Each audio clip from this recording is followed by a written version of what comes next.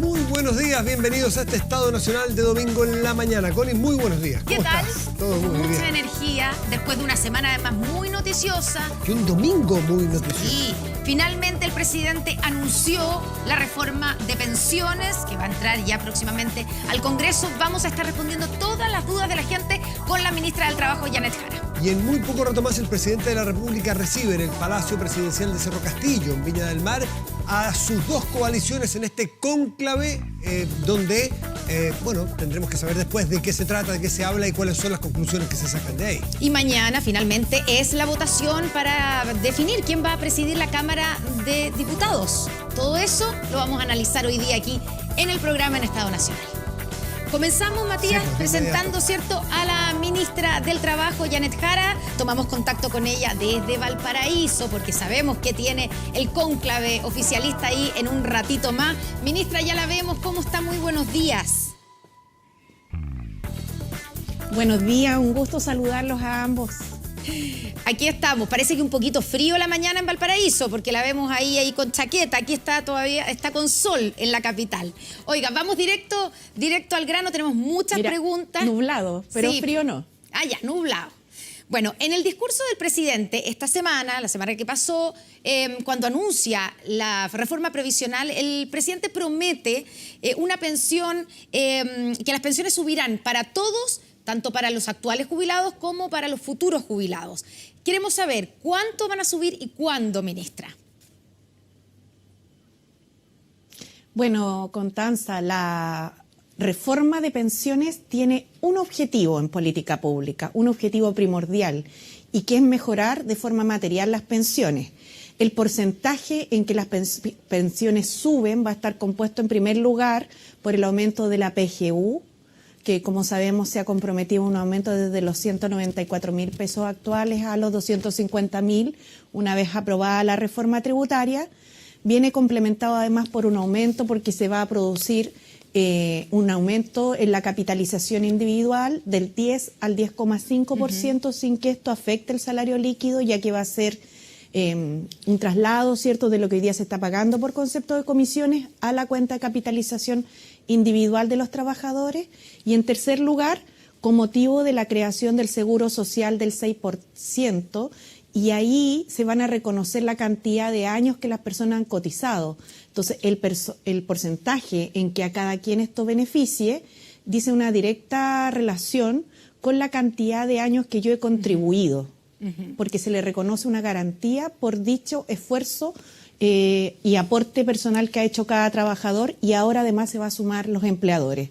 Pero es una mejora sustantiva que nos permite, dependiendo de la trayectoria laboral de los trabajadores, subir e incrementar en más de un 30% hacia arriba el monto de las pensiones.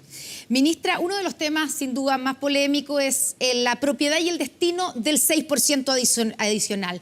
¿Por qué no se deja que ese 6% vaya a las cuentas personales, a las cuentas de ahorro que cada uno de nosotros tiene, considerando que cuando uno revisa las encuestas, todas las encuestas muestran que la mayoría de las personas quieren que ese 16% que vamos a cotizar ahora vaya a las cuentas personales? ¿Por qué no se hace de esa manera? El 6%, Constanza, va a ir a cuentas personales. Lo que no va a hacer es ir a cuentas de capitalización individual, administrada por la AFP.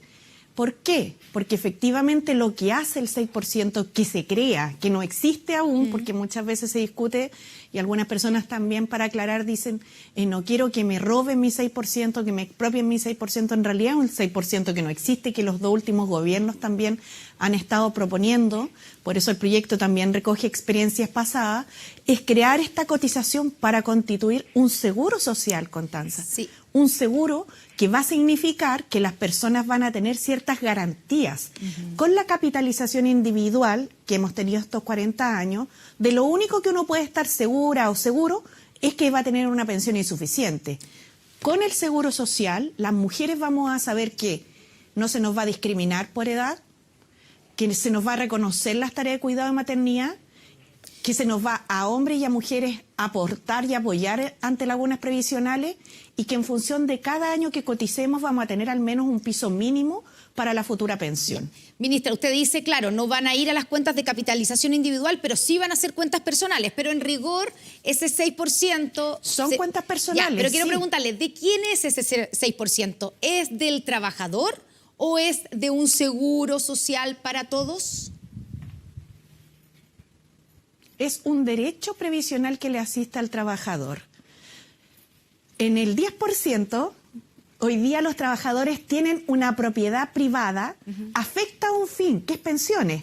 Porque aquí se pone un debate de repente en el cual pareciera que los trabajadores con el 10% pudieran ir casi a la AFP, sacarlo, retirarlo y hacer lo que quisieran con ello. Y todos sabemos que eso no es realidad. Entonces, ahí se está ahorrando individualmente para pensiones. Con el 6% se va también a invertir ese dinero. Evidentemente, una parte se va a entregar con criterios de solidaridad, de seguridad social, y otra parte se va a estar capitalizando colectivamente para que las personas no tengan que asumir el riesgo por sí solas y puedan efectivamente, de una manera sostenible, irse garantizando los beneficios para el futuro. Ya, y cómo, entonces, hablando de garantía, aquí sí, un mix, una integración de sistemas, Constanza, porque nosotros hemos estado en un extremo durante 40 años, fuera de la caja de la seguridad social. Estamos en una esquina y eso es lo que hay que traerlo a un sistema promedio, moderado, donde está el 83% de los países de la OCDE y donde además se complementan ambas cosas. La capitalización individual con la seguridad social a través de un pilar público y solidario. Ya, y hablando de garantía, ministra, ¿cómo garantizamos que en 30 años más ese 6%, o gran parte de ese 6%, que anotaron a mi nombre, ¿cierto? Porque quedó registrado que yo lo aporté, va a estar disponible y se me va a devolver en mi pensión? Bueno, porque el sistema propiamente tal contempla reglas estrictas de sostenibilidad. Muchas veces se ha intentado hacer de todas las reglas de la seguridad social o de distintos sistemas o regímenes de pensiones, Constanza, especies de caricaturas, como que lo único que fuera en realidad posible es seguir con la AFP y la capitalización individual.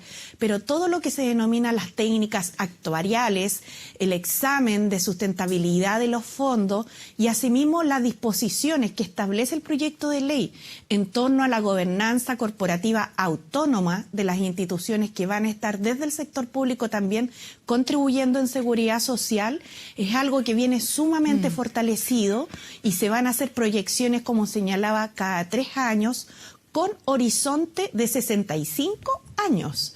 O sea, aquí estamos hablando de un pacto social para Chile que va a regir para el mediano plazo y por tanto uno no puede comprometer cosas que efectivamente no den garantía para las futuras generaciones. Y no se hace porque somos en Chile un país serio que tiene instituciones que cuando se indica que son autónomas así han funcionado y que no hay ninguna razón para partir suponiendo a priori que esto podría no ser así, digamos. Claro, el inversor público de pensiones, Constanza, va a tener una gobernanza autónoma, así como lo ha tenido la CMF y el Banco Central hasta ahora. Claro, pero la misma ley, ¿cierto? El decreto ley 3500 que creó las AFP actuales decía explícitamente que esa plata era solo para pensiones y ya vimos lo que pasó. ¿No nos escucha? ¿Sí? Sí, sí nos escucha, ¿no? ¿Nos está escuchando la ministra? Ya. Vamos a mejorar ahí, a solucionar el tema del audio. Estamos con la ministra del Trabajo, Janet Jara. Ella está en Valparaíso, ahí en Cerro Castillo, en las inmediaciones del Palacio Castillo, donde hoy día a las 2 de la tarde el presidente recibe a todo el oficialismo, ¿cierto? A sus ministros, pero a sus ministros, ministras, también a los jefes de bancada, los parlamentarios del oficialismo en un cónclave que, según muchos, debiera marcar el inicio de una nueva etapa del gobierno. Es parte de lo que va a pasar hoy día domingo y parte también se va a analizar, por supuesto, cómo viene la negociación parlamentaria de la reforma de pensiones de la que estamos hablando hasta ahora con la ministra Janet Jara. Ministra, la tenemos de vuelta. yo le estaba diciendo sobre la garantía y usted dice correctamente, ¿cierto?, que las instituciones y la gobernanza es la que va a garantizarme que esos fondos no sean utilizados para otra cosa. Pero ya tenemos la experiencia de que cuando la política se metió a definir que los fondos de pensiones podían ser retirados, como ocurrió el año pasado y el año antepasado, terminamos retirando 1/3 de la plata que eran destinados supuestamente solo a las pensiones. Entonces uno se pregunta, ¿han habido ejemplos, para qué decir, en otros países? Entonces, ¿cómo garantizamos que ese fondo, que de alguna manera va a estar a disposición del Estado y que puede llegar otro presidente, otra presidenta de otro, no sé, que sea de un perfil más populista y que decida utilizar esos fondos para otros fines que no sean nuestras pensiones? ¿Cómo garantizamos que eso no va a ocurrir? ¿Qué es lo que a la gente también le da inseguridad? Que esa plata esté en manos del Estado.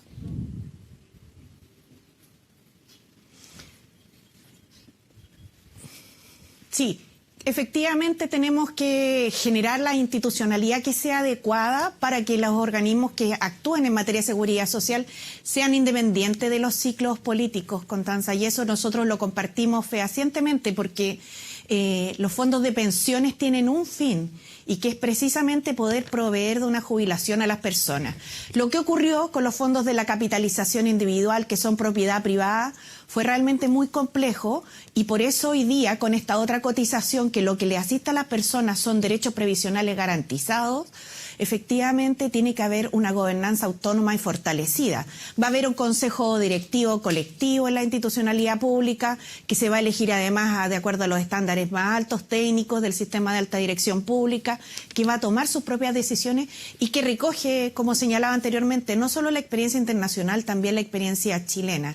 Aquí va a haber un fondo para la seguridad social y nosotros como país hemos tenido experiencias al respecto que evidentemente hacen que muchas instituciones públicas que también transitan en conjunto con instituciones privadas han funcionado bien. Tú ves, por ejemplo, el Banco del Estado. Sí. Entonces tenemos la posibilidad hoy día de actuar en el marco de lo que hay en el resto del mundo. Las personas con el 10% van a tener plena libertad para elegir dónde lo invierten, ya sea que lo inviertan en un inversor público o en un inversor privado.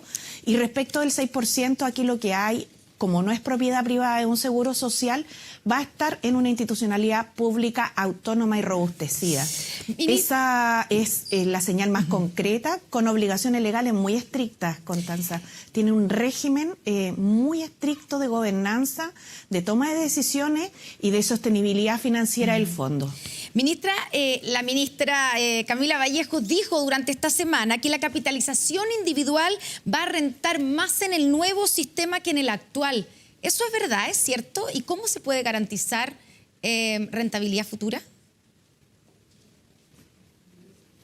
La capitalización individual va a tener un fortalecimiento, en primer lugar, porque se va a avanzar del 10 al 10,5.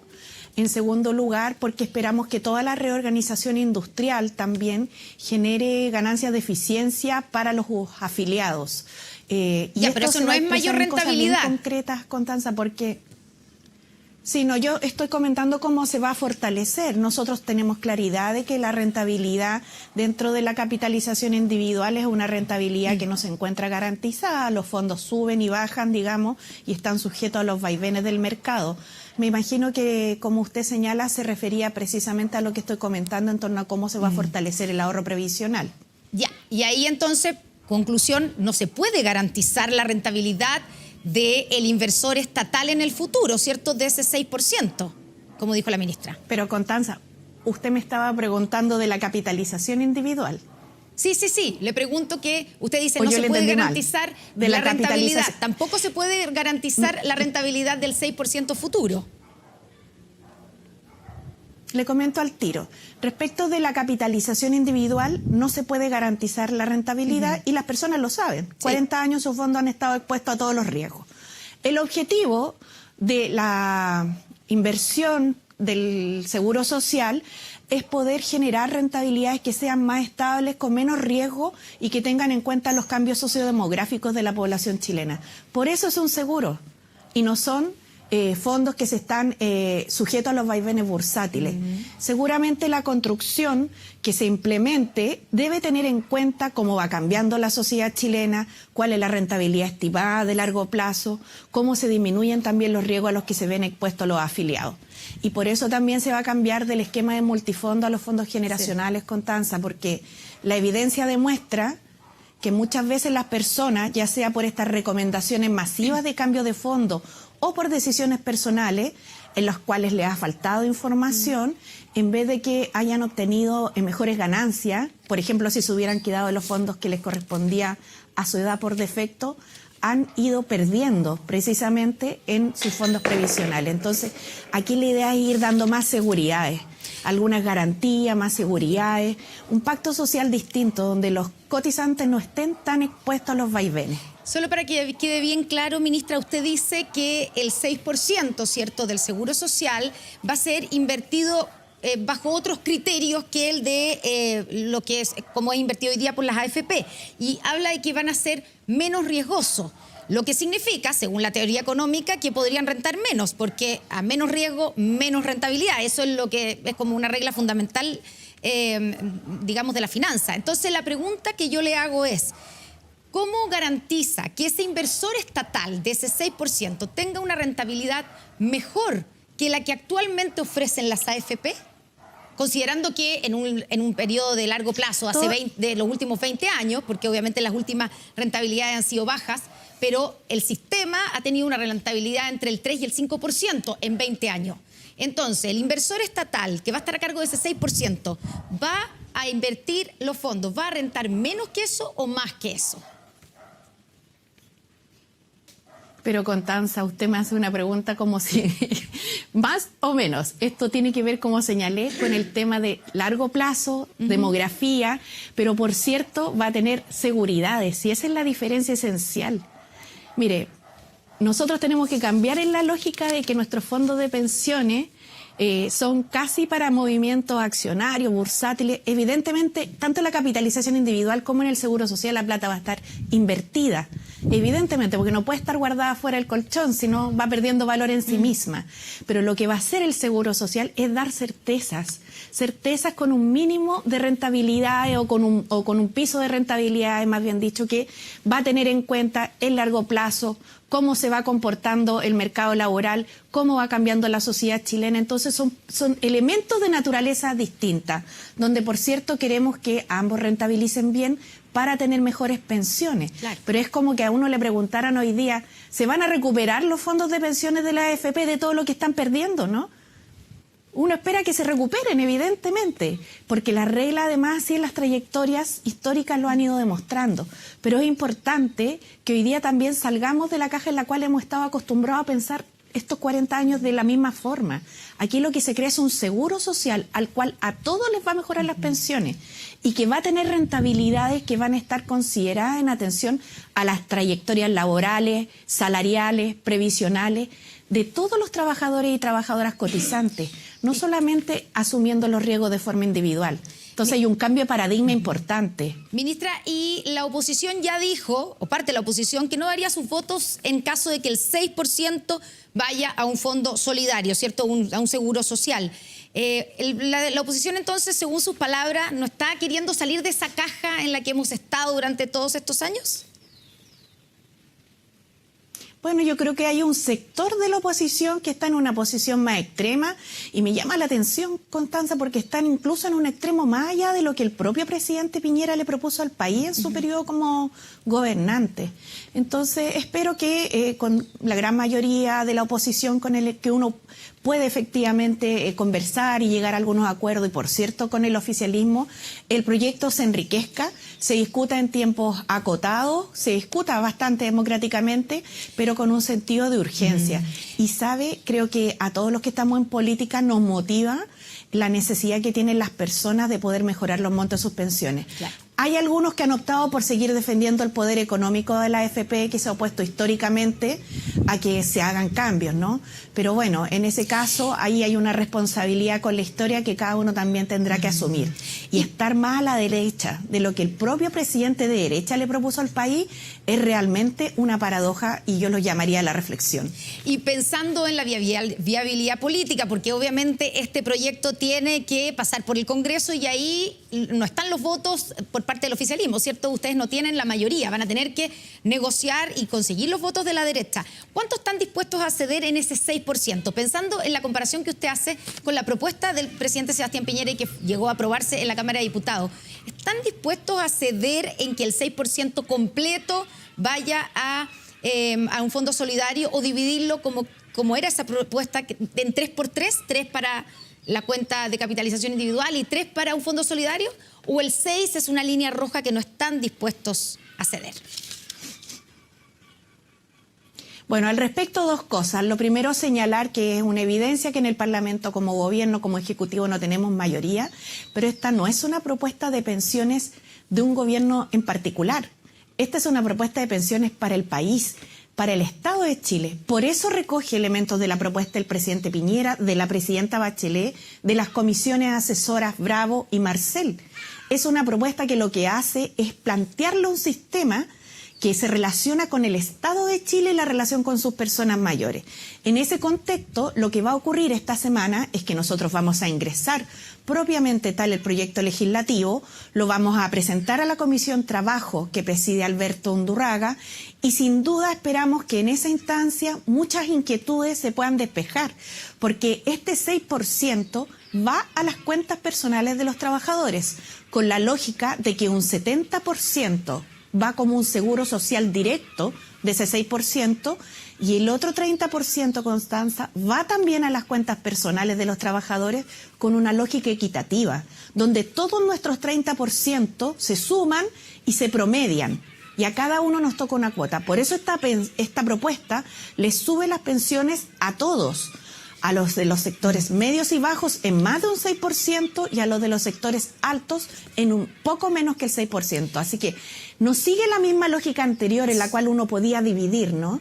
Porque aquí hay ya asegurada la cuenta personal de los trabajadores. Ahora, vamos a conversar y tenemos toda la disposición porque sabemos que es muy necesario llegar prontamente a un acuerdo porque las personas no pueden seguir esperando. Por eso señalaba, esta reforma no es de un gobierno en particular, es una reforma para el país. Ya, pero solo para terminar y que quede bien claro, el 6% como está contemplado en la reforma, ¿es inamovible para el gobierno? Tenemos que conversar en el Congreso porque sin duda las leyes se aprueban con mayoría, pero quisiéramos que nos pudieran atender, escuchar atentamente, porque este sistema lo que hace precisamente es generar más ahorro previsional para los trabajadores a través del 6% que se refleja en sus cuentas personales. Y yo creo que eso es súper importante poder, por parte nuestra también, poder comunicárselo a la y los parlamentarios.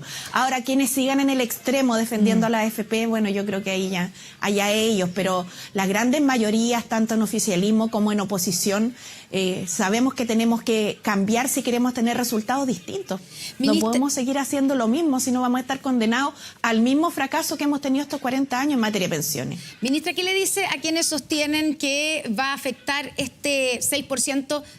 Es un impuesto al trabajo porque le va a costar un 6% más al empleador contratar a alguien, por ejemplo, que va a afectar el mercado laboral. ¿Usted cree que va a afectar, tal vez el costo que hay que pagar, pero va a afectar al mercado laboral porque va a ser más costoso contratar a una persona? Nosotros hemos tomado bastantes medidas que también vienen comprendidas dentro del proyecto de ley, Constanza, precisamente para mitigar los efectos adversos que pudiera tener la implementación de la cotización del empleador. Y el principal, diría yo, es que esto se tiene que hacer con gradualidad. Ahora, este mismo argumento es muy curioso, digamos, porque el gobierno del presidente Piñera también propuso la cotización del empleador. Y quienes hoy día lo critican, en ese minuto no lo decían. También se propuso en el gobierno de la presidenta Bachelet. Entonces, este es un debate bien serio, digamos, es un debate para el futuro, es un debate además Constanza, de que da cuenta de cómo se cotiza en el mundo. Sí, lo anormal, lo extraño, es que a algunos les parezca bien que solo los trabajadores y trabajadoras coticen. Eso es lo raro, eso es lo extremo. En el mundo cotizan los empleadores y aporta también el Estado. Sí, pues tiene toda la razón. Cuando habla del mundo, y ahora sí que es la última pregunta, porque sé que usted se tiene que ir, nosotros también, pero usted habla del mundo. ¿Por qué no se incluye, en ninguna de las reformas se ha incluido el aumento de la edad de jubilación, cuando en el mundo lo que se está haciendo es eso, aumentar la edad de jubilación, y las dos comisiones, tanto Bravo y Marcel, hicieron esa recomendación, sobre todo a las mujeres igualarlas con los hombres? ¿Por qué eso no se incluye? ¿Por qué es impopular? En primer lugar, las dos comisiones han hecho esa recomendación, pero los dos proyectos de ley de los expresidentes señalados, ninguna la recogió. Y tiene que ver con temas propios también del mercado laboral y de la inclusión de las personas mayores. En Chile, Constanza, las personas se jubilan mucho más tarde de los 60 y 65 años. La edad efectiva de jubilación es más tardía, y con esa edad, y ha ido variando porque la pandemia evidentemente también tuvo sus efectos ahí, se obtienen las tasas de reemplazo que hoy día se obtienen, que son muy bajas. Entonces la solución no pasa por algo mecánico, que es seguir a la gente obligándola a cotizar. Hoy día muchas personas a los 60, a los 65 años no se jubilan porque no les alcanza para vivir.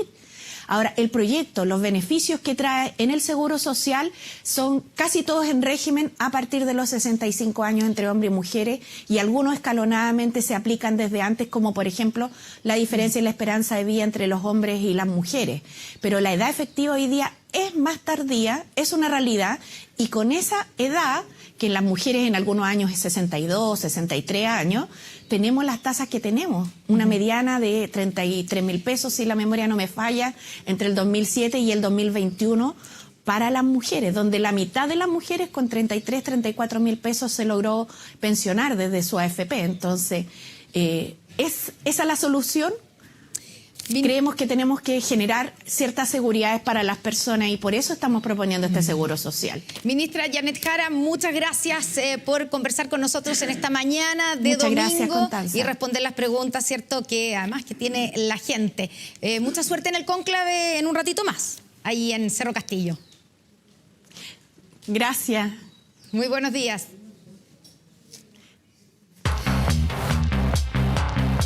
No estamos disponibles a que se nos use como excusa para no cumplir la palabra y romper los acuerdos. Que se supere ese impasse manteniendo ese compromiso, renovando ese compromiso y dándole gobernabilidad. Lo que tenemos que encontrar es una gobernabilidad permanente en la Cámara. Nada está descartado.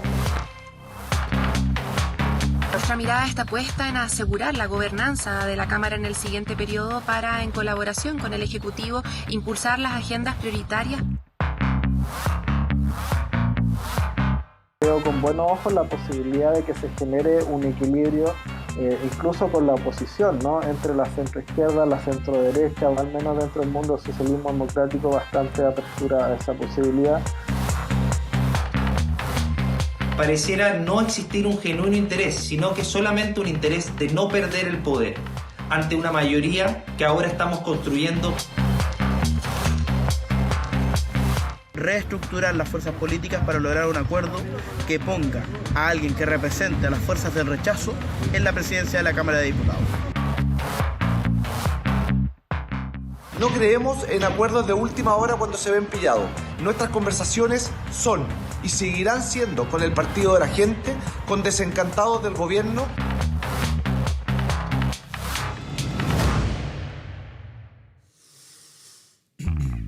Ya estamos en la mesa para conversar y para tomar la posta de lo que venía hablando Constanza Santamaría con la ministra Jara, en parte, pero hay muchos otros temas. Presentamos de inmediato a nuestros invitados. En primer orden, el diputado UDI, Guillermo Ramírez. Buenos días, Guillermo. Muy buenos días, Matías. Gracias por la invitación. El exdiputado, exministro del Trabajo, Osvaldo Andrade, del Partido Socialista. Osvaldo, buenos días. Gracias por estar aquí. Buenos días. Gael Llomans, diputada de Convergencia Social. Gael, buenos días. Gracias por estar aquí. Y por último, el también diputado de RN, Diego Chalper. Diego, buenos días. Gracias, Matías, por la invitación.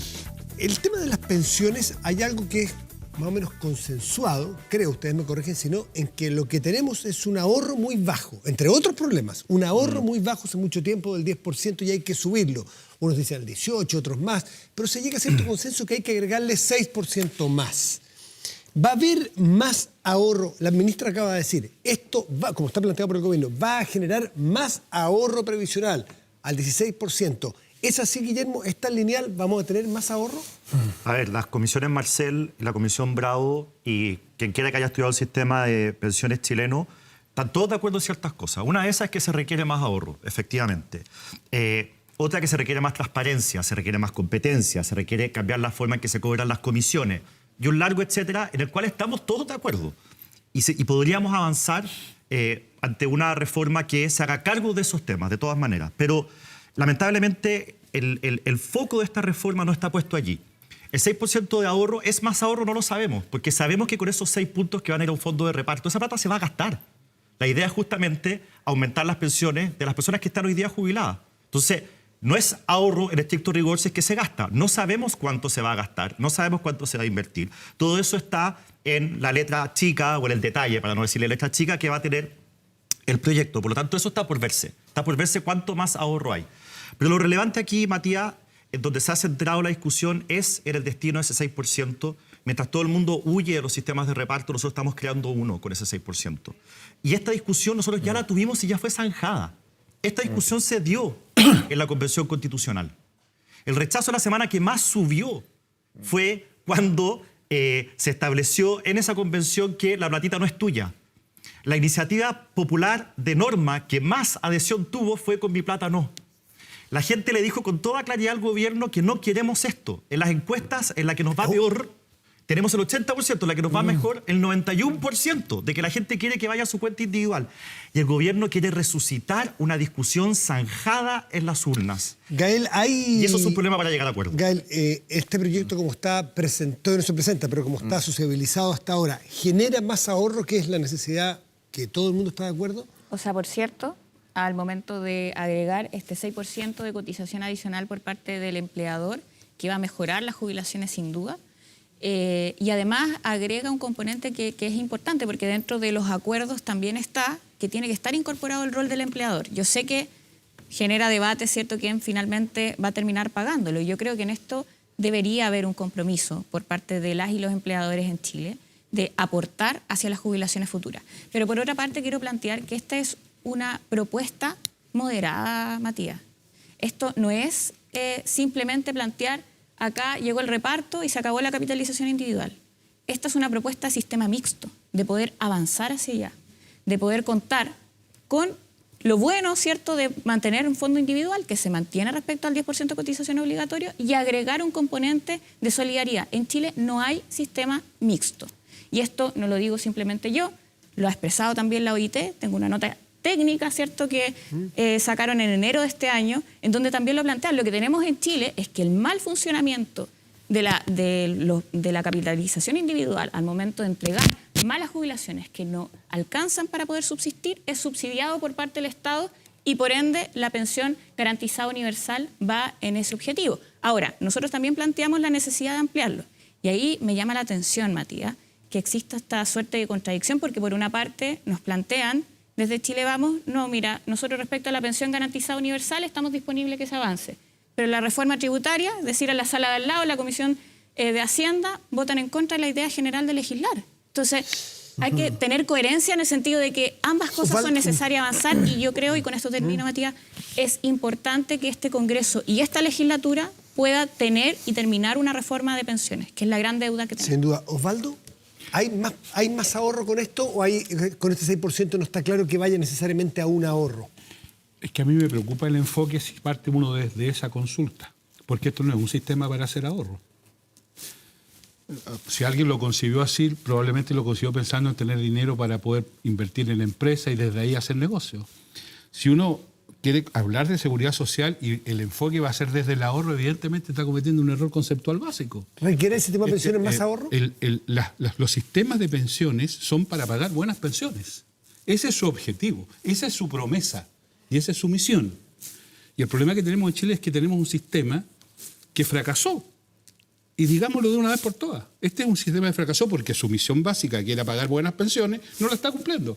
Tanto es así que se ha tenido que recurrir al fisco, a fondos generales, para poder solventar la incapacidad del sistema de pagar buenas pensiones. Y la presidenta Bachelet se obligaba a hacer el pilar solidario con pensión básica y pensión y aporte previsional, y el presidente Piñera tuvo que hacer la pensión garantizada. O sea, es el fisco el que se ha hecho cargo del fracaso del sistema. Y persistir en esa lógica es formalizar el fracaso. O sea, insistir que esto se va a sustentar solo desde el ahorro, evidentemente es mantener el concepto original equivocado. Disculpe, Diego, un segundo. Bajo ese concepto, ese principio que usted establece, entonces, ¿por qué no eliminar también el 10% de capitalización y llevarlo todo a la misma modalidad que se está planteando para el 6? Hasta antes de este sistema, el aporte para pensiones en el antiguo sistema era un aporte esencial exclusivamente patronal. Las cajas recibían un aporte del orden del 20 y tantos %. El servicio de seguro social se cotizaba el 22% y era con cargo patronal. Y ojo, y a pesar de que es un sistema que todavía persiste porque está en extinción, nosotros tenemos un sistema de reparto vigente. ¿Y es mejor en su juicio perdón, no sé si es mejor o peor. Lo que sí le puedo decir es que paga pensiones. Y es el sistema de las Fuerzas Armadas del que nadie habla. Y está vigente. Por favor. Y si vamos y extremamos las cosas, nosotros tenemos sistemas de reparto vigentes en otra área. El sistema del pago del seguro cesantía con un fondo solidario es un sistema de reparto. Diego, por favor. Sí. No, yo lo primero, yo quiero ser súper claro para los que nos están viendo en tu casa. Todos queremos mejorar las pensiones. Entonces a mí hay ciertas frases de la ministra que denotan una superioridad moral que a mí no me gusta. Cuando ella dice que hay ciertas posiciones que son extremas, ministra, le tengo dos malas noticias. Aquí en la Cámara hay un acuerdo amplísimo que incorpora al PDG, a Chile Vamos, a Republicanos, y le advierto a algunos sectores de la democracia cristiana que estiman que su posición es la que está disociada de la realidad y que defender el ahorro de los trabajadores es lo que hoy día expresan las encuestas y lo que expresa más o menos lo que uno percibe en la calle. Entonces, cuando ella dice que está conversando con una posición extrema, yo le diría, ministra, dele una vuelta a eso, porque esa posición que usted cree que es tan menor congrega prácticamente a la mitad del Congreso. Lo segundo, yo una pregunta que haces tú y que por lo demás le hacía la Conia a la ministra, ¿esto asegura mejor rentabilidad? Y la respuesta es no. Así es simple, no. ¿Y por qué? Porque ellos han hecho un entramado que incorpora cuentas nocionales, que ya nos daría un rato explicar lo que son. Incorpora una entidad estatal que es la que va a hacerse cargo de la recaudación y la inversión, o sea, nueva innovación. Y además incorporan que hay un porcentaje que va a un seguro y un porcentaje a un pilar intergeneracional que tampoco tenemos muy claro cómo va a ser. Entonces, nuestra impresión, teniendo el gobierno la posibilidad de hacer algo simple, que era continuar la tramitación de lo que ya estaba avanzado, decide innovar con algo que es totalmente a contracorriente y a contrapelo de lo que le ha dicho la ciudadanía, de lo que hoy día parece predominar dentro del Congreso, y por lo tanto me parece a mí que el gobierno está cometiendo un error tremendo, que es generarse un problema político evitándose un camino que podría haber sido más fácil, que es tramitar lo que ya estaba avanzado. Gael, este es un sistema que va más allá del acuerdo que logró la Cámara de Diputados en un momento, del 3 y 3, del 6 nuevo. ¿Ustedes por qué vuelven atrás o por qué insisten y no partir de ese 3 que a lo mejor tendrían acuerdo hoy día? Es que no se trata, además, yo creo que también hay que mirar en detalle en qué va a estar compuesto este 6%, porque por una parte hay parte de ese ahorro que se va a ahorrar, se va a invertir colectivamente, y parte de ¿Qué eso... ¿Qué porcentaje? 70%, hasta ahora era lo que yo entendía, obviamente los detalles los vamos a ver en el proyecto de ley. ¿El 70% de ese 6%? De ese 6% iría a ahorrarse colectivamente, invertirse, y el 30% iría a generar y a pagar pensiones. Yo entendía que era solo para el cálculo 70 y 30. No, obvio. No para dónde se va a usar. Pero esa es la forma. En todo caso, creo que hay más allá del detalle de eso. Pero ojo, y deja de ser una cuenta nacional y pasa a ser una cuenta de ahorro real, donde hay una inversión directa. Miremos ahí el detalle, porque yo creo que también, a ver, me parece que también... No, a ver, pero es que yo creo que también hay una sobrereacción, me parece, por parte de su sector, porque, y te lo digo con mucha también calma y con interés de que esto resulte, porque no puede ser, ¿cierto?, que anunciado el proyecto ya estén en contra. O sea, ya hayan presentado una declaración de que están en contra sin siquiera leer el proyecto, sin siquiera disponerse a discutir, sin siquiera tener la posibilidad de, además, perdóname, pero la propuesta de un sistema mixto es una propuesta que además tiene la mayoría de los países de la OCDE, el basar los 3 pilares es además una propuesta de la OIT y yo espero que también aprendamos un poquito de la experiencia comparada, sacar lo mejor de la experiencia comparada para poder tener un buen sistema de pensiones, porque de lo que debería tratarse esta discusión es de cómo aumentamos las jubilaciones de las personas. Y para eso hay que garantizar también ello, y de eso se trata el 6% de seguridad social. A ver, yo quiero hacerme cargo un par de cosas que se han dicho. Primero, en Chile sí tenemos un sistema mixto. Exacto. El sistema mixto existe desde que la presidenta Bachelet inventó el pilar solidario. Renegar de eso es lo mismo que renegar de los 30 años de avance de Chile de la concertación. Es la misma lógica. Es decir, en el fondo estos avances no existieron, esto no se hizo. Hay un pilar que es solidario, que es un pilar que estableció la presidenta Bachelet y que ha ido mejorando con los años. A finales del gobierno del presidente Piñera, no sé si fue en enero de este año, o incluso en marzo, en enero, se aprobó la PGU. Que es el fortalecimiento del pilar solidario. Bueno, Gael nos dice, bueno, ¿cómo puede ser que ustedes digan que están a favor de aumentar la PGU, pero al mismo tiempo voten en contra de la reforma tributaria? Yo puedo responder esa pregunta muy sencillamente. Aumentar la PGU a 250.000 pesos cuesta 0,7 puntos del PIB. 0,7. La reforma tributaria pretende recaudar 4 puntos del PIB. En castellano, la reforma tributaria pretende recaudar 5 veces más de lo que se necesita. Entonces, nuestra propuesta es la siguiente. Tomemos el proyecto de pensiones, separemos la parte de la PGU, la aprobamos en diciembre, sentémonos en Hacienda para ver cómo recaudamos 0,7 puntos del PIB, lo sacamos en diciembre y en enero estamos pagando la PGU 250.000 pesos. Exacto. Para ampliar la cobertura al 100%, que es la propuesta del gobierno, se veamos necesitan cuánto 2 puntos del PIB. PIB. 50% más de recaudación. Y si es 1.2 del PIB, vemos cómo se hace. Pero hoy día se pretende recaudar más de 5 veces más lo que se necesita. Una reforma tributaria pésimamente mal hecha que mata la inversión en Chile. Nosotros decimos, bueno, si es para pagar la PGU, saquémosla en diciembre. Los 0,7 que se necesitan para financiarla, separemos el proyecto de pensiones, aprobamos la PGU y en enero se está pagando. ¿Estarían de acuerdo con si les ofrecen inmediatamente aprobar los recursos para la PGU? ¿Ustedes estarían de acuerdo en separar este proyecto? Yo creo que no podemos, y ahí también me llama un poquito la atención, no podemos deshacernos también de una opinión ciudadana, porque yo no creo, mira, incluso si le preguntamos al mismo ciudadano que dice, ya, que quiere mantener su fondo individual. Si le preguntamos, ¿quiere mantener también la AFP con respecto al 10% de cotización obligatoria? Porque esa es la respuesta, en el fondo. Solamente hagámonos cargo de la PGU, pero mantengamos todo como está. El 10% de cotización obligatoria del trabajador que lo siga administrando la AFP bajo una lógica individual. Mantengamos todo como está. Solamente hagámonos cargo de la PGU. Esa no es una respuesta suficiente para el problema que tenemos. Hoy día es necesario avanzar a una reforma integral y es que ni siquiera hemos partido la discusión. A mí me llama la atención ni siquiera, o sea, el poner trabas incluso a estar disponible a debatir en el Congreso. Ni siquiera se ha ingresado el proyecto de ley. Estoy aquí debatiendo contigo justamente porque creo que es un tema que hay que debatir. Pero la PGU es lo más urgente porque es para las familias más vulnerables y nosotros estamos dispuestos a zanjar eso en diciembre. La experiencia nos indica, tú tramitaste una reforma a las pensiones, siendo presidente de la Comisión del Trabajo, yo estaba en esa comisión, nos tomaba meses avanzar. Y eso sin contar después la sala, el Senado. Saquemos todo en diciembre. En diciembre aprobamos la PGU y los 0,7 puntos del PIB que se necesitan para financiarlo. Quiero cerrar un puntito chico sobre la reforma tributaria, porque claro, tú planteas eso. El tema es que nuestro actual sistema tributario se basa, el 40% de la recaudación de materia de presupuesto fiscal está basado en el IVA. Entonces lo pagan todos los chilenos y chilenas. No es plata, ¿cierto?, venida del cielo. Cuando uno habla de la PGU, es impuesto que pagan en su mayoría la y los trabajadores. Proporcionalmente son los que tienen más la carga tributaria. Entonces, esa es una cifra que da la OCDE en enero del 2020. Yo tengo la impresión de que esta reforma tiene 3 grandes adversarios. Uno, el sistema laboral, que es incoherente con el concepto mismo. Esto es lo más extraño del mundo porque el que creó ambos planes es la misma persona. Y sin embargo creó 2 cosas que no solo no conversan, sino que son contradictorias. La reforma de las pensiones se hizo, el sistema de pensiones se hizo pensando en un trabajador que entraba joven, que estaba largo tiempo en su trabajo, que tenía estabilidad, que iba ganando cada vez más y que jubilaba a cierta edad. Ese trabajador hoy día no existe. En consecuencia, conceptualmente el sistema está construido para un estereotipo de trabajador que no está en el mercado de trabajo. El segundo gran adversario que tiene es que aquí hay una industria que maneja 250.000 millones de dólares. Y créame que para una industria de esa naturaleza perder esa capacidad de influir en la sociedad con esos montos de recursos es un tema jodido.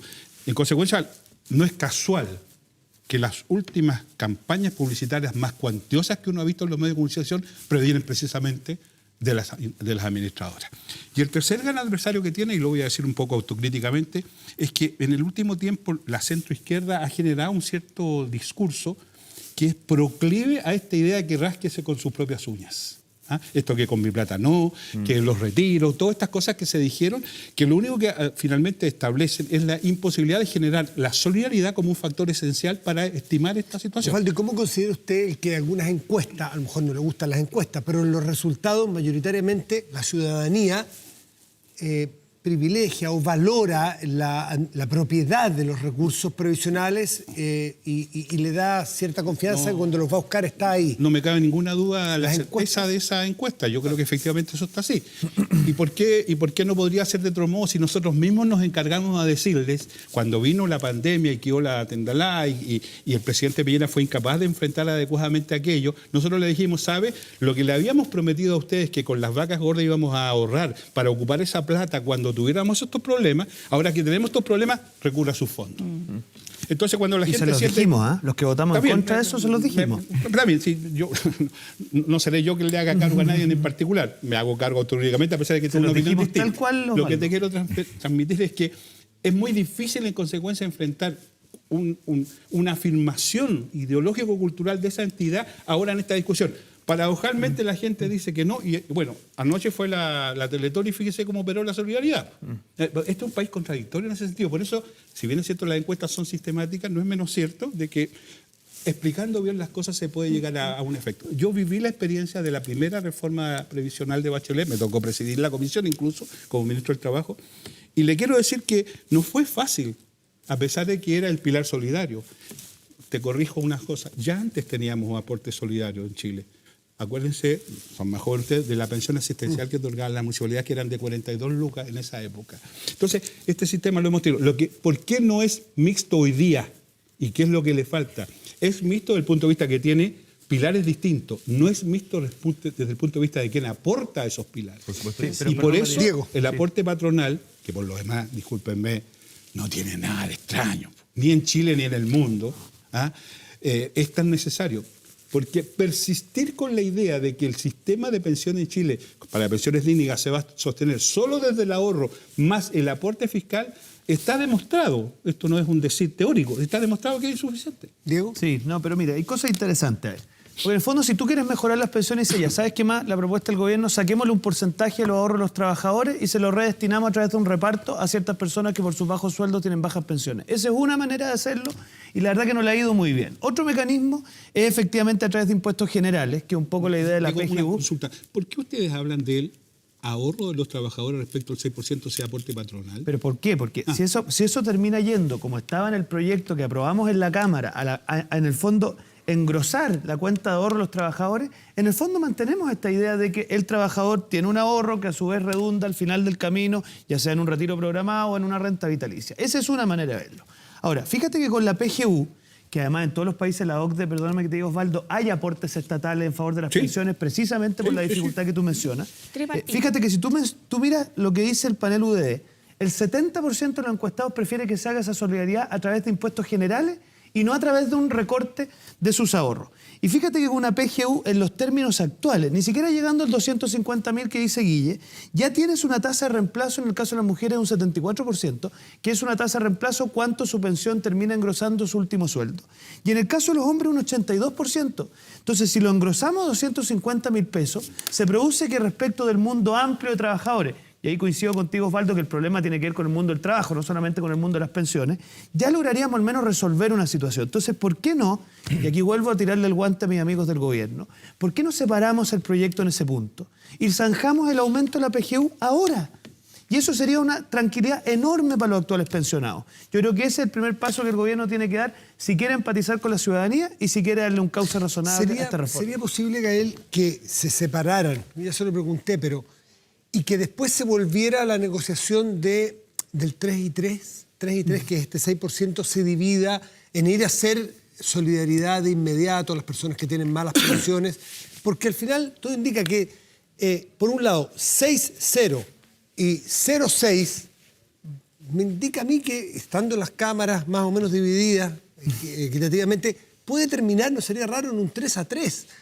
O por ahí, ¿no estaremos haciendo política ficción y que al final los dos saben que van a tener que ceder? O sea, yo creo que... Esto es para apurarse, porque hay gente que está esperando mejores de todas pensiones. formas. O sea, yo también espero que el trámite legislativo sea rápido y que podamos llegar a un acuerdo en esta materia lo antes posible. ¿Y tiene sentido de realidad como está planteado ahora? Así como otros que digan, ¿es sentido de realidad que el 6% vaya al sistema actual? Lo que ¿Tampoco pasa es que realista? Matías se olvida que está el 10% también. Entonces, a mí me parece que esto es una propuesta que es moderada, no es una propuesta ¿Qué sería extrema. lo no moderado para entender? No, lo no moderado, por ejemplo, que el 16% total, 8 y 8, como dicen algunos sectores también, y que nosotros, obviamente, pensando en la viabilidad política que es necesario hay gente que poder cree que llegar a Chile un puede ser acuerdo. plurinacional Perfecto, también. pero por eso yo creo que también es importante reconocer que acá no estamos hablando de una propuesta extrema. Estamos hablando de incluso sobre el 10% de cotización obligatoria a los trabajadores, el trabajador o la trabajadora poder escoger que lo administra y se sigue administrando bajo una lógica individual, me refiero a la gestión financiera, por cierto, y se va a seguir administrando bajo una lógica de fondo individual. Entonces, yo no entiendo por qué, y eso también lo quiero preguntar de vuelta, Sí, ahí está Guillermo ¿por qué y hay Diego. tanta reticencia a hablar sobre el 6% de cotización para hacer, en el fondo, bajo un marco de seguridad social, poder avanzar en ese sentido cuando la mayoría de los países de la OCDE tienen un sistema? ¿Por qué, Guillermo? No entiendo. Porque es injusto, porque le hace mucha diferencia al que está ahorrando y poca diferencia al que está jubilado. Déjame elaborar estas dos razones. Voy a partir por la segunda. ¿Tú sabes cuánto significa un punto de ahorro? 700 millones de dólares. Entonces están diciendo, esto es lo que está diciendo el gobierno, son 6 puntos adicionales, el 30% va a reparto puro y duro. ¿Ya? Esos son 2 puntos más o menos. No es tan así, porque... Sí, pues eso está incluso en las minutas que les repartieron a ustedes, pues se reparte en parte igual, eso es reparto, se reparte en parte igual. No es en parte igual, eso no es verdad. Se saca un promedio. Eso no es verdad. No, porque de hecho se consideran los años de cotización. No, tú estás hablando del 70%, por ejemplo, yo estoy hablando del 20%, del 30%. Sí. El criterio no es a todos igual, pero por si igual. la ministra lo acaba de decir, estábamos sentados mira, sí, acá. pero si te puedo mostrar ahí la minuta si estamos hablando de eso. Pero se considera también los años llegó usted la cotizados. minuta, Por ejemplo, Armando, Pero déjame terminar, mira, espérate. Se saca un promedio. ¿Qué es el promedio? El promedio es cuánta plata se aportó y cuánta gente hay. Y luego se reparte de esa manera. Eso es agarrar toda la plata y repartirlo en partes iguales. Un promedio, eso es. Eso es lo que explicó la ministra hace 10 minutos atrás en este canal de televisión, Gael. Eso es lo que aparece en ese cuadro que tú tienes ahí, lo estoy casi viendo, donde aparece que se distribuyen el 30% de la plata igual. Sí, yo me leí las minutas que les llegaron a ustedes del gobierno. Si me llegaron a mí también, amigos tuyos me las pasaron. Entonces, lo tengo clarísimo lo que estamos diciendo. Entonces, ya, un punto son 700 millones de dólares. El gobierno del presidente Piñera llegó a un acuerdo con la izquierda, dijo ya, 3 y 3. O sea, eran 2.100, 700 por 3, 2.100 a reparto o a este fondo solidario. Dijeron que no. ¿Tú sabes cuánto cuesta la PGU hoy? Con 193.000 pesos. Sin los aumentos ni nada. Hoy, 6.000 millones de dólares. Es decir, equivale a 9 puntos de reparto. 9. Y el gobierno está diciendo que de estos 6 puntos, 2 van a ir al reparto. O sea, el margen que va a mejorar la PGU o la parte solidaria es de este tamaño, pero el efecto en el ahorro de las personas, cuando las AFP te multiplican por 4 la plata, es devastador. Entonces, de partida es ineficiente. Segundo, es injusto. Nosotros creemos que la verdadera solidaridad se hace de la siguiente manera, en que el que tiene más ponga más y el que tiene menos ponga menos. En impuestos, el que tiene más paga más y el que tiene menos paga menos. Aquí, con lo que propone el gobierno, se está haciendo solidaridad con el trabajo de la clase media. Es más, como hay tope imponible, si tú miras las cosas como porcentaje del sueldo, el rico pone un menor porcentaje y el pobre, como hay tope imponible, pone un mayor porcentaje. O sea, ni siquiera es proporcional, es regresivo lo que propone el gobierno. El pobre pone más en porcentaje de su sueldo. Entonces, la verdad es que están proponiendo algo que es impopular, algo que es ineficiente y algo que es completamente injusto. Y por eso nosotros hemos dicho que nos vamos a oponer a ese 6%. ¿Y la manera que ya está ¿Y planteado. están dispuestos a llegar a un 3 y 3? Nosotros estamos dispuestos a conversarlo todo en la manera en que lo que se ponga arriba de la mesa sea razonable. Pero si tú me dices, Matías, que el 3% se va a ocupar de tal forma que uno dice esto es un disparate, no vamos a estar de acuerdo. Hay que buscar fórmulas. Yo tengo algunas en la cabeza. No estamos defendiendo la AFP. Nuestra propuesta implica aumentar la competencia a nivel de industria brutal. En vez de tener alrededor de 10 AFP, nosotros queremos que hayan 100 agentes o 200 o 1000, con lo cual las AFP no van a estar nada felices, pero queremos conservar el la lógica de la inversión de tus fondos que te los multiplican por 4 y que permiten que tengas una mejor pensión. Hoy día se cotiza poco, hay laguna, una serie de problemas que nosotros tenemos que resolver. Para que entienda, Guillermo y Diego, a la gente en su casa, hoy día hay 10% y se mantiene ese 10. Este 6 extra... 10.5 ahora va a ser. ¿Cómo? 10.5, pero para hacerlo se va a arreglar grueso. el tema de las Este 6% va a ir a ser administrado de la forma que está planteado en este proyecto que todavía no se presenta, pero ya se sociabilizó. Ustedes están porque sea el 6, ustedes sean el 6 al otro extremo, el 6 completo que y aumentar la PGU. Y aumentar la PGU. Que es mucho más efectivo. Pero insisto, ustedes están dispuestos, para que la gente entienda, están dispuestos a bajarse del 6 de este lado, y ustedes están dispuestos a bajarse del 6 de este lado. Pero Matías, sí, lo que pasa es que no hay ningún proyecto que ingrese que salga de igual forma. No, pues. En consecuencia, esto es parte de lo que es propio del Parlamento. Pero no lo quieren decir los parlamentarios. Usted fue diputado. Pero dejemos lo que se presente el proyecto. El vicepresidente, ¿no? Sí. Además. Dejemos lo que ingrese el proyecto. Algunas luces ya, usted con el mayor gusto. Osvaldo, tú que eres el único diputado, ¿te parecería razonable que terminaran ese 3 y 3? El proyecto de Bachelet tenía 5, ¿se acuerda? ¿Se acuerdan? Sí, claro, por ejemplo, claro. y eran 3 y 2. Así es. O sea, lo que te quiero transmitir... A ver, si tú me preguntas a mí, yo estaría porque el 6% fuera íntegro. Esa es mi opinión. Íntegro al sistema solidario. de reparto. Pero entiendo que aquí hay que hacerse cargo de la correlación de fuerza, hay que hacerse cargo de esa vieja frase que probablemente para ustedes que son más jóvenes, que es que cuando se va por todo normalmente se obtiene nada y en consecuencia hay que hacer un proceso de negociación y eso es lo propio del Parlamento. Así que créame que a mí eso no me desespera tanto. Lo que me interesa es que nos concentremos solo en el 6%. ¿Por qué? Y porque hay un montón de otras cosas que son muy necesarias de aclarar. Déjeme darle un ejemplo, Matías. Cuando se discutió el proyecto de Bachelet, descubrimos que había una cosa que se llamaba los fondos de rezago, que eran 450 millones de dólares que estaban en las AFP y que no estaban asignados en ninguna cuenta.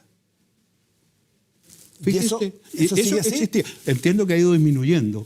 Espero que así sea. No estoy ni en el gobierno ni estoy en el Parlamento como para darle certeza de aquello. Pero era así. O sea, hay todavía mecanismos de competencia, de opacidad. El cobro de las comisiones. Qué bueno lo que se está haciendo ahora el cobro a propósito de saldo y no de la mensualidad, porque de lo contrario, esta industria que tiene esta plata acumulada recibe más allá del riesgo. Claro. El pago de comisiones. ¿Estás de acuerdo con que cambie ese sistema de comisiones? Que implica, absolutamente. Matías, nosotros tenemos una propuesta que es más radical que la del gobierno. ¿Más radical? Sí, que implicaría que la AFP no podría cobrar comisiones en un año. Disculpe, esto que haya un solo administrador que le dé la cobertura al sistema, dejemos fuera la inversión, es una buena idea. ¿Ah? Monopolio estatal para administrar las platas. Es que si usted quiere plantearlo como monopolio estatal, plantéelo como era. Yo le podría decir para la rentabilidad monopolio privado. No tiene ninguna carga. Si va a haber una institución... El monopolio no es exactamente una expresión desdorosa, pero lo que le quiero transmitir es que haya una institución. Alguna vez yo pensé que el IPS podría perfectamente, de hecho lo propuse alguna vez, que creo que está legítimamente habilitado para esto. O sea, hay muchas otras cosas de las que hacerse cargo. La edad de jubilación, que se habla, se dice, pero que nadie se hace cargo, se dice. Yo no tengo inconveniente en que hagamos ese esfuerzo, pero le pongo un requisito, sí, pues, que todo el periodo en que la mujer trabaja sin remuneración se le pague, pues. Porque si no es re fácil decir que jubilen a los 65 también, pues. O sea, en esto hay muchas cosas que se podrían decir. Que no existan las comisiones brujas, pues. Bueno, mire. Pero las comisiones fantasma. Que exactamente, entonces lo que digo, no nos concentramos. Si nos vamos a concentrar solo en el 6%, claro, es un tema relevante, no tengo ninguna duda, capital, pero creo que hay hartas cosas más que hay que hacerse cargo. Diego, quiero plantear una pregunta porque va a responder sobre eso, pero quiero que parta con el siguiente tema, que es el que ustedes mañana tienen que enfrentar en la votación en la Cámara de Diputados. ¿Hay veto al Partido Comunista en la Cámara de Diputados? Déjame terminar allá. Termina la pensión y partimos con el otro tema. No, muy breve, pero mira qué interesante lo que plantea Osvaldo, porque habiendo tanto margen de consenso posible, el gobierno elige exactamente una serie de conceptos que generan tal nivel de disenso que yo diría, no hay sobrereacción, lo que hay es sorpresa. ¿Sienten que el tejo pasado? Porque para nosotros, mira, muy sorprendente, porque nosotros esperábamos... ¿Y acaso el 6% capitalización individual no es tejo pasado también? Que parlamentarios tan jóvenes se sorprendan. Habiendo tanto camino recorrido, que el gobierno se pegue una especie de retroceso olímpico, para nosotros fue un poquito sorprendente, porque mira, nosotros estamos disponibles a que haya nuevos actores que entren a la administración de los fondos de pensiones. Por lo menos para mí, que haya monopolio de la AFP es algo que tiene que acabarse en Chile, que haya nuevos actores estatales, cooperativas de crédito. Nosotros en Renovación para eso estamos dispuestos. Estamos dispuestos a reestudiar que ese 6% adicional tenga una distribución distinta, estamos dispuestos. Y estamos dispuestos, por supuesto, en la medida en que el gobierno se anime, a aumentar la PGU hoy, lo antes posible, porque eso es una cosa que clama al cielo. Entonces, habiendo tanto margen de acuerdo, ojalá aquí que es la que el factotum del presidente le puede decir, presidente, habiendo tanto, podemos hacer. Oye, respecto al veto del PC. A ver, cambiamos de tema. Sí, mañana hay elección en la Cámara de Diputados y no se sabe quién va a ser la presidenta o presidente porque los acuerdos políticos no están para nada claros. ¿Sabes lo que pasa, Matías? Mire, es bastante curioso que le digan eso a la centro-derecha. Nosotros en ningún escenario vamos a votar por Carlos Cariola. Para que estemos claros, porque no estábamos dentro del acuerdo, no es parte de nuestros aliados políticos, por lo tanto nosotros en ese baile no teníamos nada que ver. Lo que tiene que hacerse cargo el gobierno es que aquí aconteció algo en Chile. El gobierno perdió 62-38. Esa es la realidad porque el gobierno legítimamente tomó la jefatura de la campaña. ¿Estás suponiendo que todos los que votaron rechazo están en contra de este gobierno? Yo estoy constatando ciertos hechos que son importantes. Pero eso es lo que quiero preguntar. ¿Esa constatación incluye decir que el 100% de los que votaron rechazo se oponen al presidente? Porque dice, el gobierno perdió 62-38. El presidente de la República, por una decisión legítima que yo no comparto, tomó la jefatura de la campaña de la prueba. Entonces esa es un hecho de la causa. No. Que tiene consecuencias políticas, pues, Matías. Como la persona que lidera la campaña es una persona específica que aspira también legítimamente a ser presidenta de la Cámara, obviamente gente que vio que ese cambio de coyuntura lo afecta y se sabe que más esta persona pareciera no ser la más indicada en una corporación que tiene mayorías distintas y en un momento donde hay que alcanzar ciertos acuerdos. Y yo creo que el Partido Comunista se demoró demasiado en reconocer eso y quizás el gobierno también. Si esto hace 3 semanas hubiese sido un escenario distinto, quizás la conversación ha sido distinta, pero hoy día, Matías, ¿qué es lo que observo y con esto me callo? ¿Qué es lo que observo yo? Que es que para el PDG y para la democracia cristiana, que eran partes de ese acuerdo, han entendido la importancia de que a la cabeza de la Cámara de Diputados haya alguien de oposición. ¿Para qué? Precisamente para favorecer que el gobierno entienda que tiene que alcanzar acuerdos y tener una contraparte de oposición a la cabeza de la corporación nos parece que le puede hacer muy bien al gobierno para llegar a esos acuerdos. ¿Hay veto al Partido Comunista? ¿Hay gente que está vetando al Partido Comunista? Yo quiero hablar de varios temas respecto a eso. Primero, que me parece muy valioso el Partido Comunista, que no era fácil porque, de hecho, fue producto de un acuerdo que ellos definieron, y así se definió colectivamente, que Carol Cariola iba a ser la próxima presidenta y ellos Gael, discúlpeme, está con un problema en su micrófono, entonces van a venir a arreglarlo. Por mientras le quiero preguntar a Osvaldo Andrade. Discúlpeme, Gael. Pero en un segundito lo arreglamos. Osvaldo tiene 2 micrófonos. Sin ánimo de interpretar a la diputada, hay veto. ¿De quién? De los que están en contra. Pero si nosotros... ¿Pero por qué tenemos que votar nosotros por Carol Cariola? No le estoy adjudicando a ustedes. ¿Quién veta? A ver, pasa la pregunta. ¿Quién veta al Partido Comunista? Esa es la pregunta. Aquí, primero, este no es un acuerdo político. Y es importante marcar eso. Porque los acuerdos políticos se hacen sobre la base de contenidos políticos. Yo entiendo que lo que hay es un acuerdo de administración que permitió construir una mayoría, como ha sucedido muchas veces, que instala un esquema de presidencia. Cortito. Perdónenme, yo lo encontré bien ordinario esto los 8 meses. Encuentro. No quiero hablar de mi condición de expresidente de la Cámara, pero otra cosa en tu época. Es la tercera autoridad del país. Pues. No es una cosa tan frívola, no es una cosa que repartamos para que a todos nos toque un pedacito. A mí no me gustó, se lo digo con franqueza. Pero al margen de ¿quién veta al Partido Comunista? Yo creo que la democracia cristiana y el partido de la gente vetan al Partido Comunista. Y particularmente la democracia cristiana. ¿Está de acuerdo, Gael, ahora que está con el micrófono full? Sí. Bueno, me voy a explayar, pero está bien. ¿Sí, explayar?